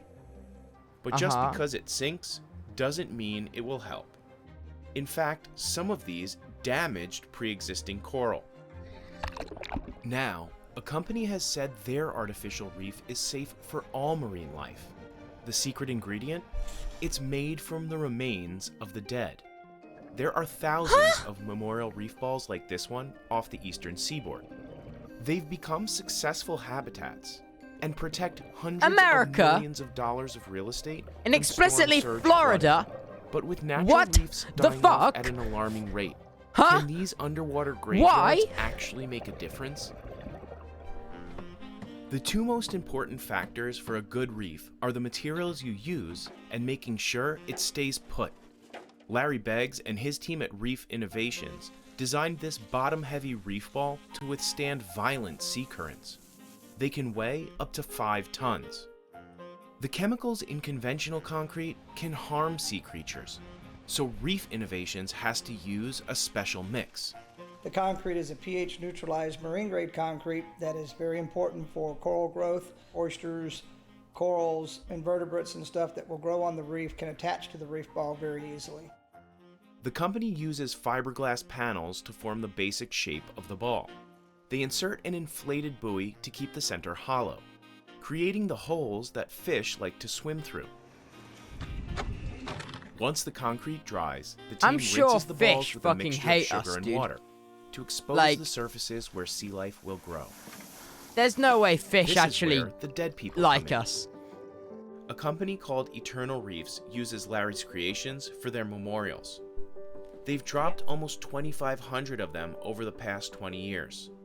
We work with families who have lost somebody and had their loved one cremated. They will come to one of our project sites. The families mix cremated remains with concrete to make a separate centerpiece for the reef ball. They call it a pearl. What you're going to do is you're going to put your hand down, you rock it back and forth. We put fresh concrete on the top of the reef ball, and then they put handprints, they write messages. Families are invited to bring things that represent their loved one's life as long as they're not environmentally harmful. The remains replace some of the sand normally used in concrete. They give you actually the bucket and the mix, and then you pour your remains into that mix and you stir it. Phyllis Flowers lost her son to brain cancer when he was just 20 years old. Aww. So there's my son. I had no idea what the Eternal Reef was until John found it. In a small way, he was giving back to the world in his mind by being able to add to the ecology of the coral reef that will save, of course, our seashores and build back sea animals and fish. Families take their finished reef balls out to the open water, say a few words, maybe a prayer, and drop the memorial down to the seabed. The whole process costs about the same as a conventional cemetery burial. On Florida's Atlantic coast, another company is in the underwater burial business. What? The Neptune Memorial Reef is the final resting place for over 1,000 people. Here, the human remains are mixed into statues shaped like starfish or stingrays. It's also a tourist attraction. We estimate there's probably over 2,000 divers a month that visit the Neptune Reef. Over the past century, people hope to create scenic dive sites in other places. They've dropped passenger airplanes, car tires, even old battleships. It was really companies looking for cheaper ways of disposing products that they weren't using anymore, or the military had ships or tanks. And I think over time, there's increased recognition that these were not good for the environment. In the early 1970s, a nonprofit working with the Army Corps of Engineers dumped 2 million tires off the coast of Fort Lauderdale. The group optimistically called it the Osborne Reef. But the coral never grew. What? Seawater corroded the tires as well as the steel clips and nylon bonds holding them together. They broke apart, wiping out nearby natural reefs. Decades later, Florida began a cleanup expected to end by 2028. God damn it, Florida again. 600,000 tires are still down there. Healthy reefs provide a home for a quarter of all marine life, protect thousands of people from hurricane damage, and contribute over $4 billion to Florida's economy every year. But even the best designed artificial reefs can't keep up with climate change. Unless carbon emissions are reduced, all coral reefs could be gone by 2050. It's going to take all of us, and now is the time. This is our decade. For now, reef burials haven't reached the mainstream. Even if every one of the 3.4 million Americans who died last year ended up in their own reef ball, it would still only replace about 1 square mile of Florida's shrinking reefs. If we did that around the world, it probably would help, but we aren't, So I feel good about what we're doing. Perhaps this kind of memorial is just a person's final act of hope that things can get better. Now's a time where we need a healthy ocean more than ever. We're doomed again, guys. Yep, turns out we're doomed still. Where is my optimism? Where is my optimism? It will all be alright.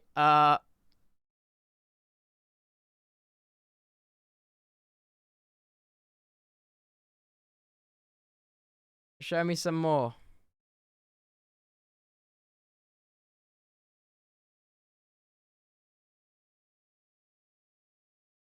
I need optimism.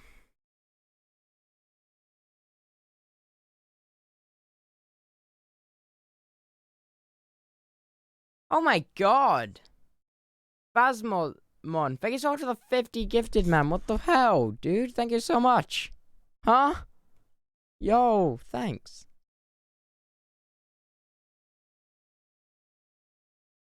What? Portugal produces about half of the world's cork wine stoppers. Most come from these trees, here in the Alentejo region. Why, though? But harvesting a tree takes years of expertise and steady hands. Há que ter paciência. Com vagueiras, como a gente cá chama, que é 2 homens, para se ajudarem um ao outro, com muito cuidado. Para não dar cabo das árvores. Yep, cork. We went inside the world's largest cork forest to see how Portugal produces 40 million cork stoppers a day.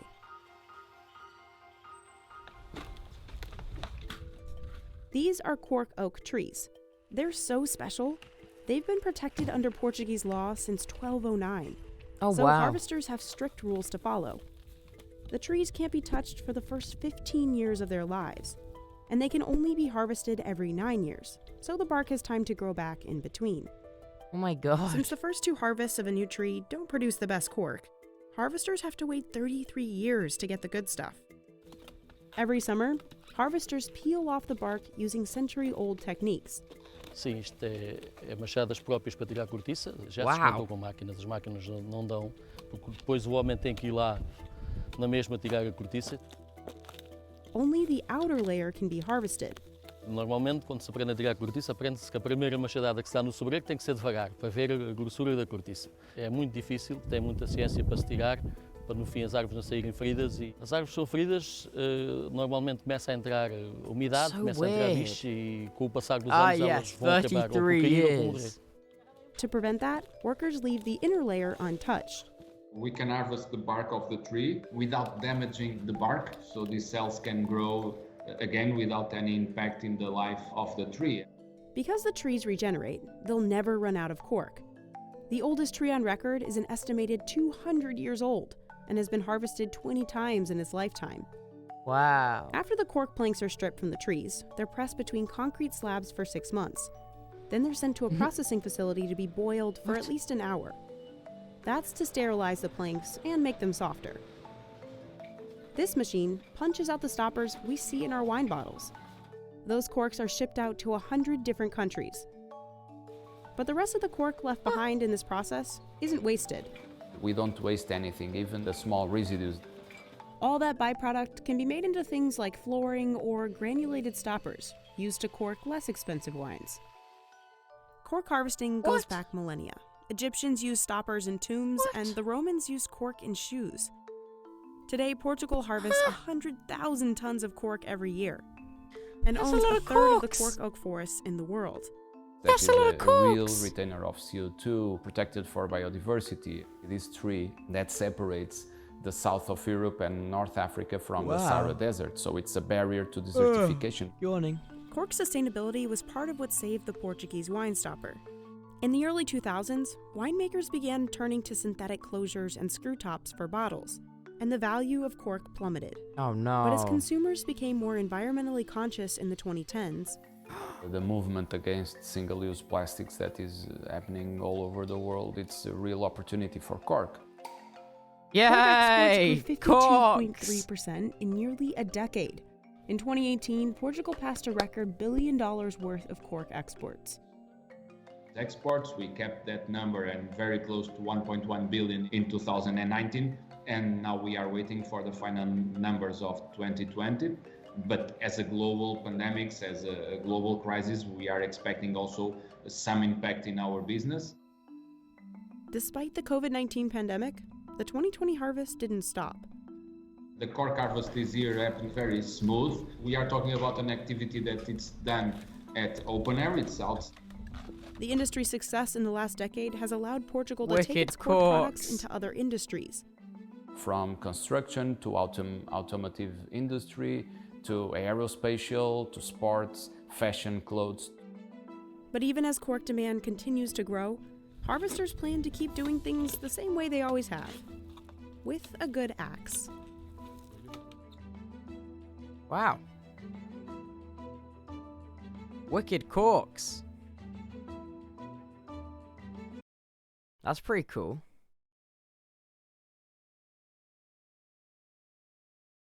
That's pretty cool.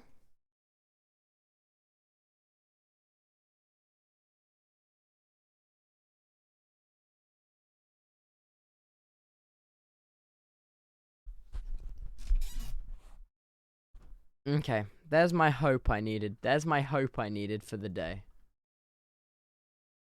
That's our dose of hope that everything might, maybe, probably won't be okay. That's all we needed.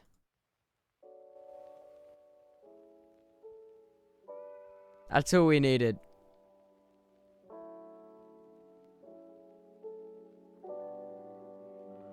Play Lemio's playing video. I've already seen it. Is that about DB Cooper? Because I definitely have already seen it. Every time I fall asleep, my body's aching, my head is hurting, my tummy's turning. My heart is racing, filled with ambition, I feel it burning. I want it back, got a plan, it's just kinda hard to word, it's all I need. That's not why you're using heroes right now.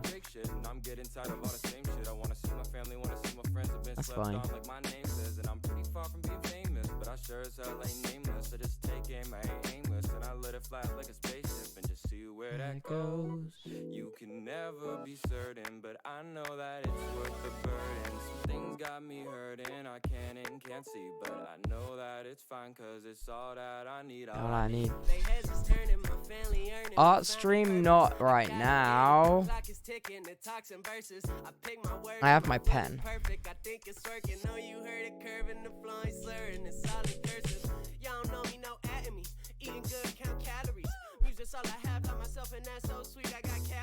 Pen.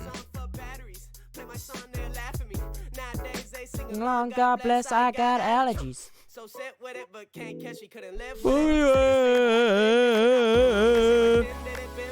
Yep, you understood everything I just said, because you did.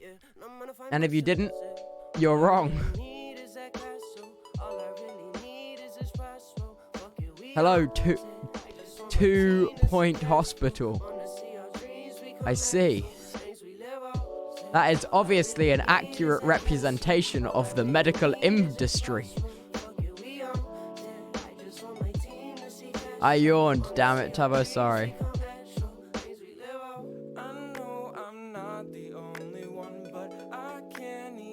I do a lot of yawning.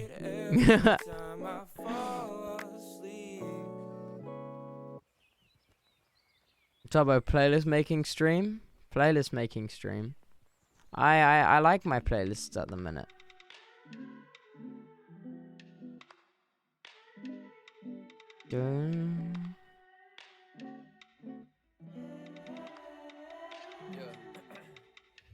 Another day inside my head. Should probably go and do something instead. But what's the point when you're so far away? I'm crippled by the things I want to say. Oh, oh, oh, oh, oh, oh, oh, oh, oh. I love you and there's no way you can know. Oh, oh, oh, oh, oh, oh, oh, oh. What I'm trying to convey. Wait, what happened to pause? Why is pause champ so weird on the ult? What the hell? Why can't we just have the same emotes as the main?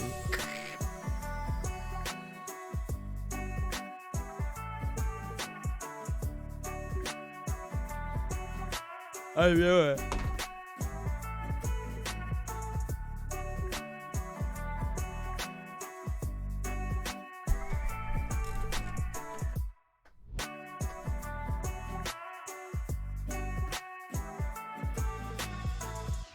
Another week spent inside these walls, waiting patiently Subnautica? for Maybe. you to call. Townscape. I'm just thinking. The phone may never ring. Or maybe you'll just hear me when I sing. Hey. Oh, oh, oh, oh, oh, oh, oh, oh, oh. I love you and there's no way you can know. Jack Manifold is confusing me in our DMs. What I'm trying to convey. Oh, oh, oh, oh, oh, oh, oh, oh, oh. I love you and there's no way you can know. Oh, oh, oh, oh, oh, oh, oh, oh. You're the one that got away.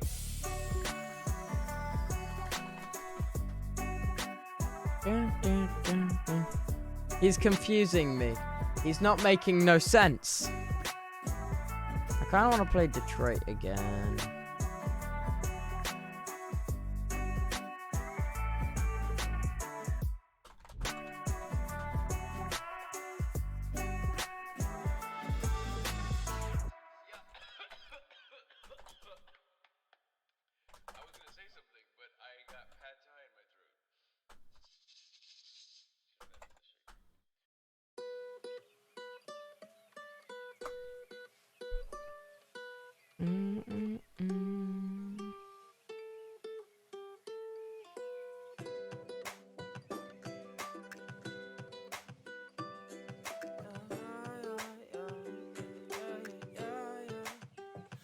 Valorant? Oh god. We'll do some Geometry Dash gaming first because, you know, we love Geometry Dash.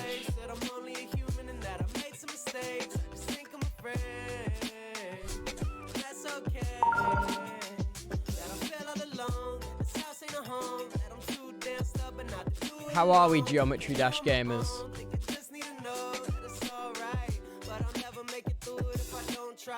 Say what they don't think that I really got it. I don't either. I'm just being myself all the way up. Stay down to earth. Don't let them get you out it. Don't let them get you out it. No, don't let them get you out it. Ain't no thing gonna take to me. I got shit that my nigga hit on me. I may not be the greatest me, say la vie, but I ain't so down to mistake these keys like BB point A to B. Nah, you ain't chasing me. Yeah, where am I taking me? It's very weird playing this game to different music other than the Geometry Dash music.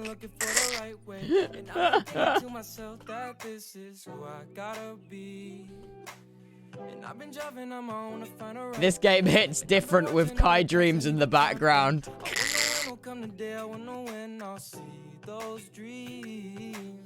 Kai Dreams makes Geometry Dash hit differently.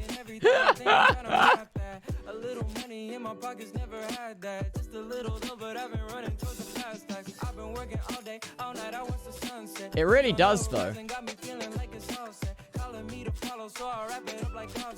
Even if I didn't, it would never leave my conscience going, oh, nani, nani. I'm telling you that it told me this probably won't be always, but still I won't regret nothing. And if I do, then I promise I'll be setting it straight. Yeah, I've been getting tired of worrying if I make a mistake. I was lost up in a dream where every day was the same. Now every time the sun rises, it's so hard. Piss. I was always playing around, now all I do is press play. Turbulence ahead, but you know that's some risk. I didn't see the rocket thing.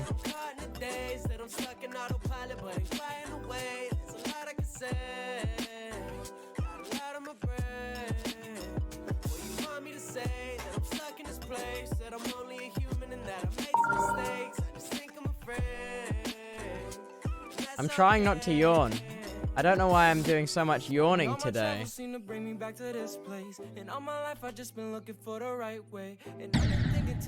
I don't know why I'm doing so much yawning.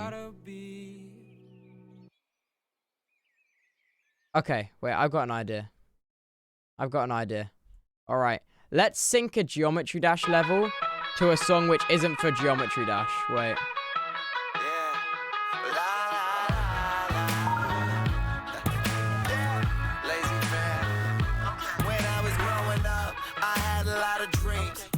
Told me, son, you could be anything, long as you spread your wings. I know one day you'll be great.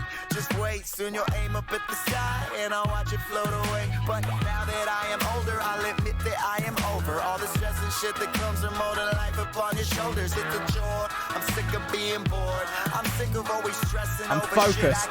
I'm laser focused. It's just my own immaturity burning through me internally. Take imagination and making it a reality. So pause, yo, fuck it, I'll be right back. Pay a visit to the past, tell them all to kiss my ass for a second. I don't wanna worry about nothing for a while. I just wanna play around, living like a child with old tools, jamming on my Walkman. Geometry Dash is such a dumb game.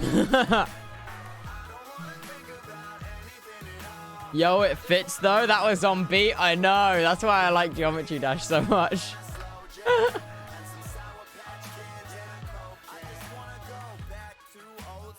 It hits differently.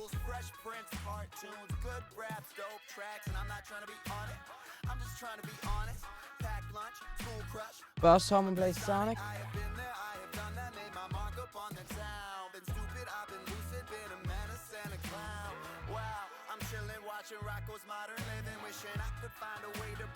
Music television. I don't play Sea Skylines.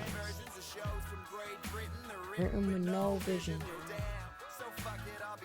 Or do I want to play City Skylines? Or do I want to play Valorant?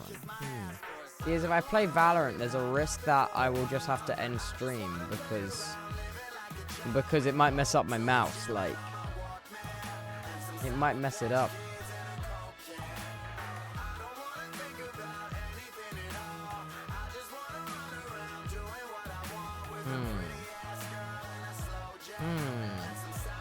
Can we watch space vids? Space vids? I don't know. I don't know. I don't want to make the people of chat feel existential because space vids will do that to you. They will. I can... In a... I have no idea. They will. The tail end. Wrapping your mind around your life is pretty hard because you're up to your neck in it. It's like trying to understand the ocean while learning how to swim. On most days, you're busy just keeping your head above water, so it's not easy to figure out what to do with your life and how to spend your time. There are a million distractions.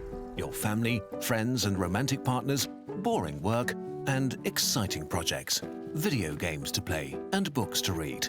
And then there's your couch that somebody needs to lie on. It's easy to get lost. So let's take a step back and look at your life from the outside. Damn it, you know it's bad when you can remember the fucking... Oh, God. The average Kurzgesagt viewer is around 25 years old, which is a pretty good time in the life of most we're people. all averagely 25. The insecurities of the teenage years have begun to recede. Maybe you find yourself in a job or a long-term relationship. Maybe you've started a family or are working on an advanced degree. Maybe you're not doing any of that and still want to enjoy life, whatever that means to you. Or maybe you feel stuck and don't know where to go yet.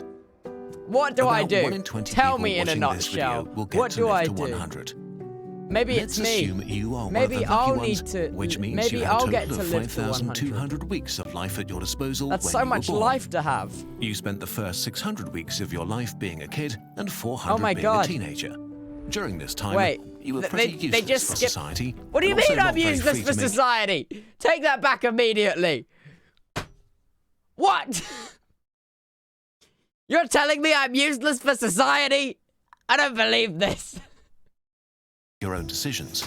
As a payoff, you were somewhat spared from the consequences and responsibilities I'll have of you know, adulthood. I was not spared Mostly from the because well-meaning consequences adults of protected you by adulthood. cleaning up your mess The and giving you time HMRC to are find after me, yourself. chat. This time is necessary to make you, at least in theory, a functioning human. Although most people probably don't feel like that after puberty. In any case, by the time you're 20, over 1,000 of your 5,200 weeks have passed. Depending on what you aspire to, at this point you're either working already or have entered further I'm working. education. The amount of I'm fun you working can have already, in this phase guys. of your life varies a lot. If you pick up a trade or need to work to support I'm yourself or others, working. the serious side of life begins earlier. If you go What to can I university, say? you get to push back work life a bit longer. In any case, I didn't most go to people start university working for real in their because 20s I don't at want the debt. latest, which What begins can the I say? productive or potentially grindy or soul-crushing period of your life. People tend to work until the age of 65. I will be streaming means till that the you'll spend age at of least 65. You heard it here first. I will spend around at least 2,000 weeks of my 2,000 weeks of your life with serious adult work. Hopefully Serious in a job adult that makes work. you feel good and appreciated, or that makes the world I'm better. doing serious adult This work. is such an important thing that we'll look at work and how you Oh can try my to find God. a satisfying career in another video. I think I found a satisfying This career. is the main. Have I found a satisfying career? I don't even need the next video. I think I found a satisfying career. Guys, thank you for being my satisfying career. Main block of life for most people, the time when you might have kids and travel a bit, and climb the career ladder, and build a house, may get divorced and fall in love again. In this phase, you transition from being young to middle-aged to old. Not old, but the young old of your 60s. Young old. At 65, you've used up 3,400 Oh of your my 5,200 weeks. The last phase of your life begins. I'm gonna get divorced. If you've managed to acquire enough wealth to retire, in theory, you're now free to do whatever you like. Oh my for God, up I to can retire? 1,800 weeks. But of course, this is not how Yo! Boys, I think I'm going to retire. Thanks for watching the stream. I really... it works for the majority of you watching this video. 19 out of 20 people will not live to 100. The average lifespan in the US is 79. In Germany, it's 81. In Japan, 84. Yo! In Brazil, We need to move to Japan. Boys, if we want an extra 5 years, everyone to Japan now. Go. For those extra 5 years. It's 75. If you die at age 80, which is still not bad, you only have 780 weeks of freedom after you retire. That's roughly as many weeks of freedom as an old person as you spend as a child. The last phase. Unfortunately, disease and the tiredness of age trip you up here. Oh, because no. with old age, the human body Crusty begins to decline bones. sharply. For example, the vast majority of cancer-related deaths occur in people over 70. If you bet all your fun cards on being free and happy in your retirement, you might be bitterly disappointed. And all Chat, of we this might be is still bitterly assuming things work out and you even get to grow old. You can drown in a pool at age 7, get cancer.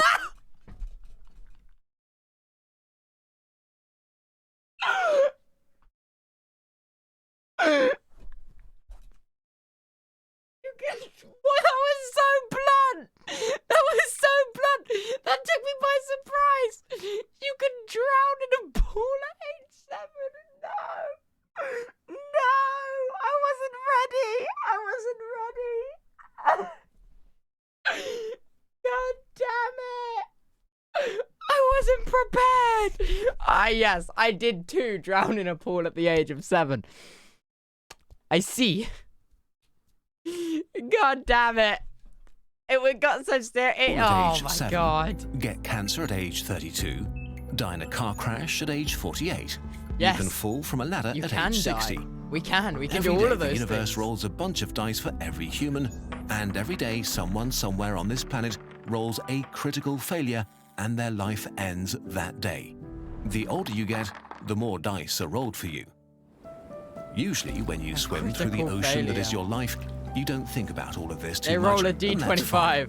Life is D&D engaging in enough real by life. itself, and the future is this undefined weird thing. But thinking about it from time to time is helpful in refocusing on what you want to do and to minimize regrets you will have when you look back. And to remind you that if How you many don't use weeks your have I time done? today, you might not get a chance to How many use it weeks tomorrow. do I have left? Life is complicated, and it's hard to make decisions between all the things and people that are important to you.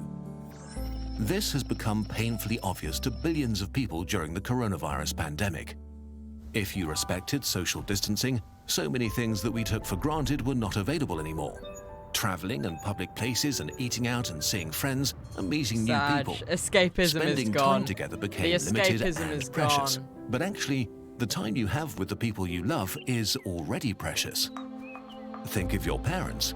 As a child, you spend basically Definitely more every day than with 4, them. Tubbo, thank Your you. time spent together begins to decline as you transition and become a teenager and fight to develop your own identity.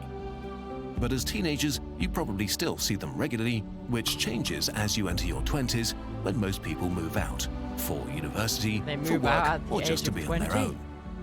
If you're making an effort to be with your parents for 2 full weeks each year for the rest of their lives, which covers the main holidays, birthdays, and a bit extra, you still have already spent more than 90% of the time you will ever spend with them, even if they grow pretty old. If they die earlier, or if you see them only a few days each year, this number shrinks even more. So, in all likelihood, the vast majority of time you will ever spend with your parents has passed. The same holds true for your siblings or old friends that moved to the other side of the country. You're at the tail end of the time with some of the most important people in your life. This isn't funny. One day, you will see them for This the is last sad. time. And it's actually the same with everything else. The concept of doing something for the last time feels eerie, like something that you should only experience when you're on death row or extremely old or something like that. But it happens all the time. Is there a hobby you've been lazy about for a long time? Okay. Maybe you still have those Warhammer minis that you wanted to paint. Did you always want to revisit that place where you had an amazing time a decade ago? Is there someone you wanted to reach out to for a long time but haven't yet? Or pick up that sport again to meet new friends? Maybe you will never do any of these things again because life gets in the way. This is why and at I some like in a point, nutshell, it's too because late. it's really sad. Then we get our As optimism. the global pandemic This begins is the to wind optimism down, part. we will all soon be able to be with each other again and do fun things together. It's never I like a bad the time to optimism reach out parts to a of the friend or a videos. potential friend and let them know that you're looking forward to hanging out. But no matter when you're watching this, our life is an incredible gift, and there are so many fun, engaging, and fulfilling things to do.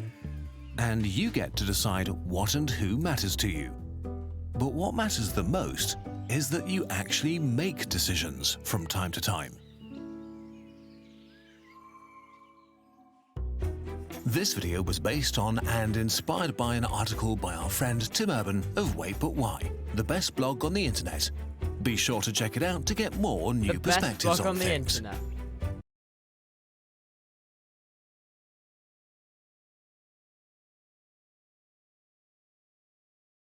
Loneliness. I like these videos. I've watched basically all of these videos like 50 times. I've watched all of them.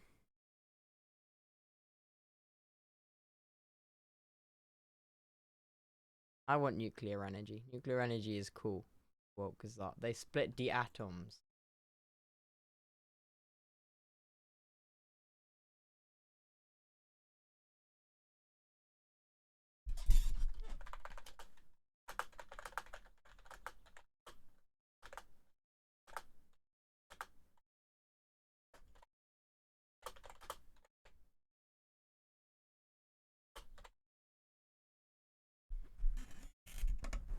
Nukes? No, I've already seen the nuke the moon one. I've already seen that. Jack Manifold is upset because there is no Uber where I live. He is so used to having Uber. He lacks without Uber.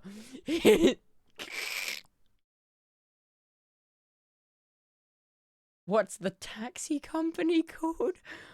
How would I know? How would I know?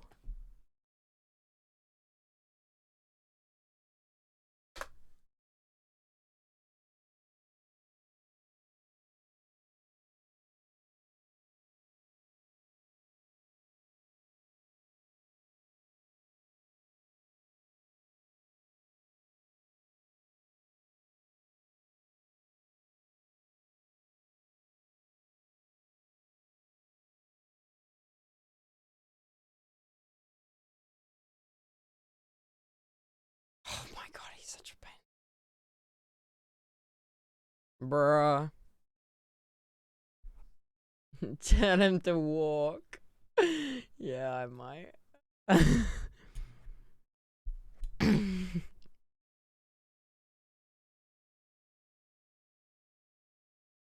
We're back to scrolling through YouTube. Guess the price? Oh, Fundy's made a game show, has he? The Fundy Game Show. Ladies and gentlemen, welcome to Guess the Price. Why is it just not called The Price is Right? Game show where I show horribly weird items to the contestants, and they have to guess what the item is worth. In this episode, we have Sapnap, Technoblade, Quackity, and George Not Why not just call it The Price? Surely nothing went wrong, right?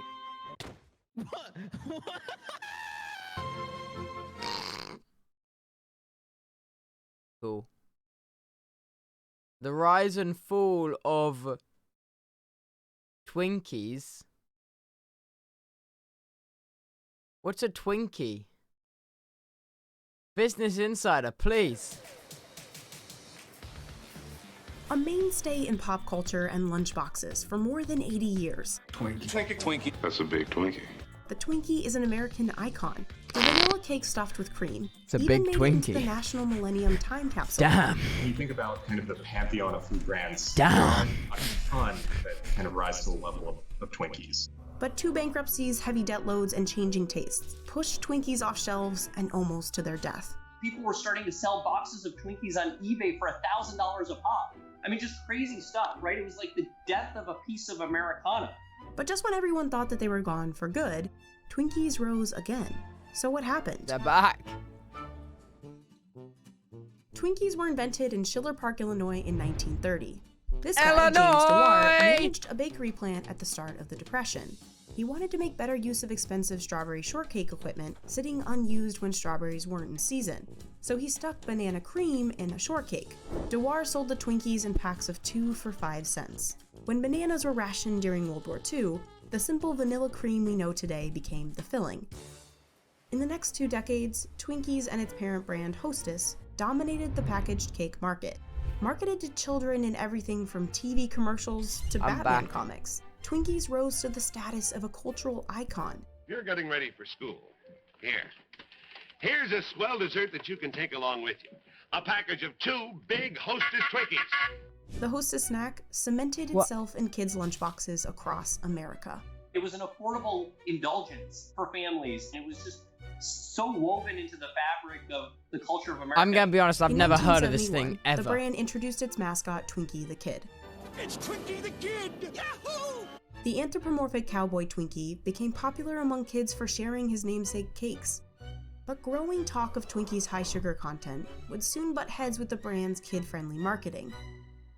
First, the Federal Trade Commission came down on Hostess for false nutritional claims. The agency concluded that sugar was the main ingredient in Twinkies.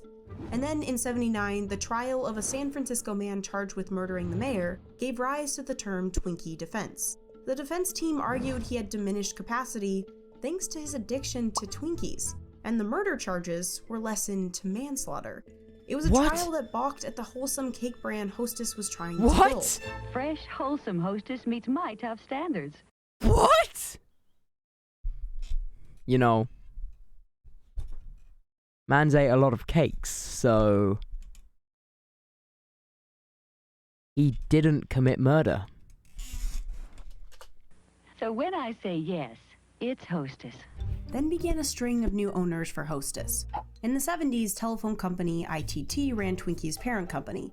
In the 80s, dog food maker Purina acquired Hostess. And a decade later, it landed under its final owner, Interstate Bakeries Corporation. The sale created the largest baking company in the US. America. With, at its peak, 58 factories, over 10,000 delivery routes, a boost in Twinkie sales, and $3.2 billion in total sales. But in the late 90s, America's changing tastes would soon spell trouble for the sugar-packed Twinkies. The fool. No. With the growing popularity of low-carb, Atkins, and later the South Beach diets, some Americans were becoming more health-conscious. Loaded with calories, sugar, and preservatives most people hadn't heard of, let alone could pronounce, Twinkies became a casualty of the health revolution. Sales fell and then flattened. In October of '98, because of missed earnings, shares dropped 25% in just one day. But it wasn't just the product that was the problem. Pensions and raw goods got too costly. As other food companies were modernizing manufacturing, Hostess ran inefficient factories, operating at 54% capacity utilization. That's very poor in the manufacturing world. The company also relied on a tired delivery system. A DSD model, direct store delivery model, has really high costs because you've got trucks, drivers, gas, insurance that you have to pay for. And you're going to every store in America every few days to drop off product. Delivery alone ate up 36% of revenue. An important way to capture this moment in time would be by filling a national time capsule. In 1999, President Bill Clinton included a Twinkie in the National Millennium Time Capsule, so Twinkies still had a huge fan base. But by then, the damage to Hostess's bottom line had been done. By 2004, with $700 billion in debt, Twinkie's parent company, Interstate, filed for Chapter 11 bankruptcy. Over the next 5 years, Interstate cut 7,000 employees and shut down 8 factories. The company came out of bankruptcy in 2009 and rebranded itself Hostess Brands. But it didn't work. But unfortunately, many of the legacy problems that really hampered the company didn't get solved through that bankruptcy. Then the recession took a huge hit on Hostess's bottom line, with year-over-year sales down 20%. To make matters worse, a worker strike and labor disputes soon followed. That fight turned into production stopping, and the management team then threatened to shut the company down, given pressure from its creditors. And that's exactly what happened. By January 2012, with nearly $1 billion in debt, Hostess Brands filed for Chapter 11 bankruptcy again. The company that makes Twinkies, Wonder Bread, and Ding Dongs announced this morning that it is going out of business. In November, Twinkies were pulled from shelves, and headlines across the country reported the death of Twinkies. Customers started, honestly losing their minds over it. People who would have never cared about the Twinkies, in fact, suddenly wanted them, right? Or thought, oh my God, well, if they're going away forever, I need to stock up. The rush was on to grab the last of those tasty treats. People scrambled to get the last Twinkies off those store shelves. It was like the death of Why a do piece they of Americana. In December 2012, Hostess began laying off all its employees. Why is that news? Things were looking bad for Hostess. But Why this is guy that news? still saw value in the nostalgia attached to the brand. There was a real brand here, and it's hard to kill a good brand. Andy is half of the duo credited with saving the Twinkies. If you poll people age 20 and over, there's 95% brand awareness. I mean, it's unbelievable. No, it's that's not. Every day Never heard of buy it. a brand like this that's ubiquitous in consumers' mind and has leading market share, had $1 billion in revenues, and an 80-year legacy. After the second bankruptcy, Andy approached legendary investor Dean Metropolis about joining him in rescuing Hostess. Dean had turned around Bumblebee Tuna, Chef Boyardee, Vlasic Pickles, Half Blue Ribbon. Dean's reputation historically really fit well for this. But unlike the first Hostess bankruptcy, You're in not 2012, 20 or there American. was no coming Oh, out of it with a my simple bad. restructure. That bankruptcy process was unique because it turned into a true liquidation and what's known as a 363 asset sale process. Basically, what was left of Hostess was sold for parts. Instead of having to inherit that expensive delivery system, underfunded pension plans, and old union contracts, Andy could cherry pick what he and Dean actually wanted and forget the rest. So the two showed up to the 363 asset sale, ready to fight for Hostess. Not one buyer showed up other than us. Anybody could have showed up and topped our bid, and nobody showed up. It was frankly very surprising to me. Andy and Dean purchased Hostess for $410 million. Out of But the no sale, one else they got showed the up. Hostess Why didn't they brands, just, including Twinkie, recipes, and 5 factories. That's it. There was no employees, there was no ingredients, there was no inventory, and I have to tell you, it was very odd during diligence walking through plants where when you walk in, they're empty, and the person who's walking you through the plant has to turn on the lights. And quickly, Andy and Dean got to work fixing the company. The rise again? First, they tackled that delivery system. The old company did direct store delivery. We were going to transform it into a distribution to warehouse model. Instead of going direct to every grocery store in America, you then go to Walmart's distribution centers or Kroger's distribution centers instead, and then they ship it out to their various stores. But in order to move Twinkies through a warehouse, I see. they first had to increase the shelf life. Historically, Twinkies only lasted 25 days. People would put Twinkies in their earthquake shelters because everybody had this perception that Twinkies would last forever. That really wasn't the case. Andy and Dean invested millions to develop a Twinkie that tasted the same, but lasted longer. We're at first able to get the shelf life to 45 days and then ultimately to 65 days of shelf life. And so that really helped get the retailers comfortable Chemicals. that they could take it into their warehouses and that the product quality would not be compromised. The new recipe and warehouse delivery model helped cut delivery costs by 20%. It also meant Hostess could affordably deliver Twinkies to drugstores and dollar stores, markets they'd never reached before. Dollar General became one of our top 5 customers. Next up, Andy turned to factory efficiency. Andy and Dean wanted to be able to make $1 billion worth of cake yearly, but with 1/9 of the labor and 1/5 of the factories. We ended up getting to 85% capacity utilization plus. Finally, the duo worked on innovating the product line with smaller pack sizes Chocolate? and mini Twinkies.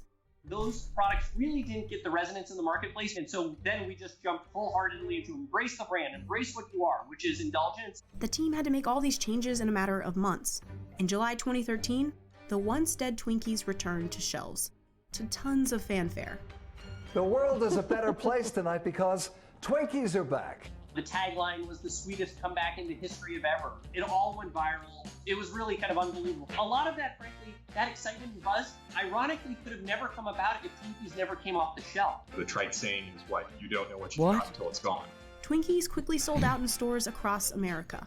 During our first year, we had $555 million in revenues from nothing, with profit margins of 27% in a company that lost money and had to go bankrupt twice. By 2015, Hostess was making 1 million Twinkies a day, $400 million a year, and $180 million in profit. At the time, Twinkies made up 80% of the company's product output, and the success just kept rising.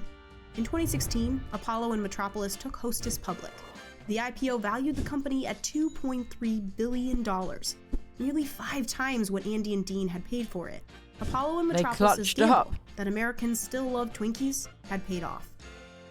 But was the beloved snack revived for good? The stock price has been relatively flat to a little down, but overall the health of the company is very strong. The coronavirus pandemic has helped Hostess. That's because a lot of Americans are buying more food, especially more processed foods. But the key question going forward is, to what degree will that continue? Do they continue eating Twinkies? Alex says adding more limited time offer flavorings like peppermint and s'mores Twinkies could help, or diversifying into new product lines, like Twinkies cereal. Twinkies a big brand, but at the end of the day, Hostess probably realizes that they need to diversify. And while diversifying certainly might be part of it, Hostess's greatest success has come from leaning into Twinkies nostalgia. It'll always have a special place in my heart and my stomach. I'm gonna be honest, they look kind of gross. They look kind of gross. They do. They, like, bruh. Yeah.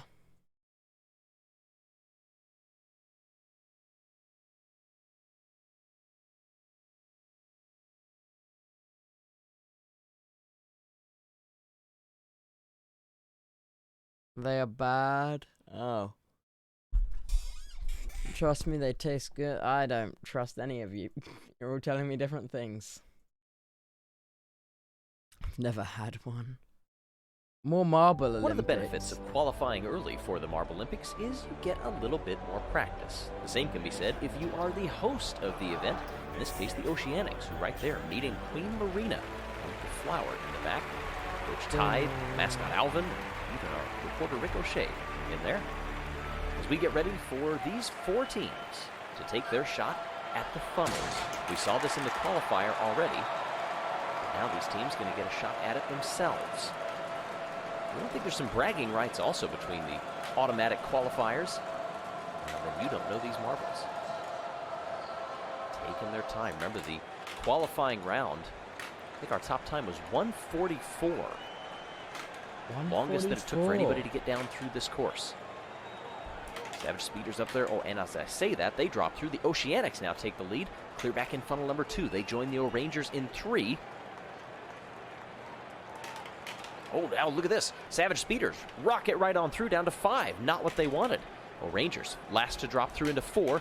One of the first out of those 3 to drop through in the first into 6. O-Rangers trying to hold on. Oceanics. The Marble Olympics are so weird.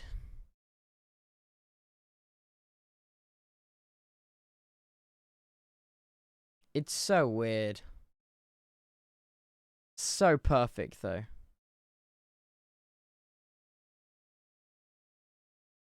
Why do venomous animals live in warm climates? I've got no idea.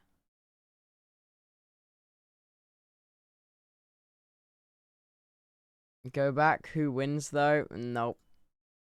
Oh, Steam crashed. Oh, and Spotify's crashed. Well. Nah.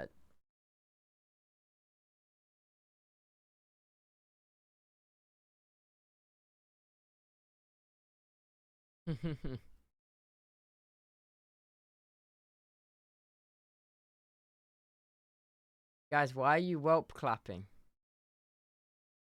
Why are you whelp clapping? Okay. I will do it. Don't test me.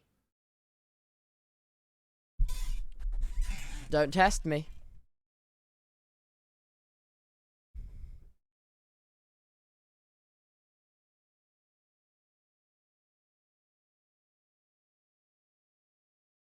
Do it. Well, that'll be the stream for today. Who's live? Who can I raid?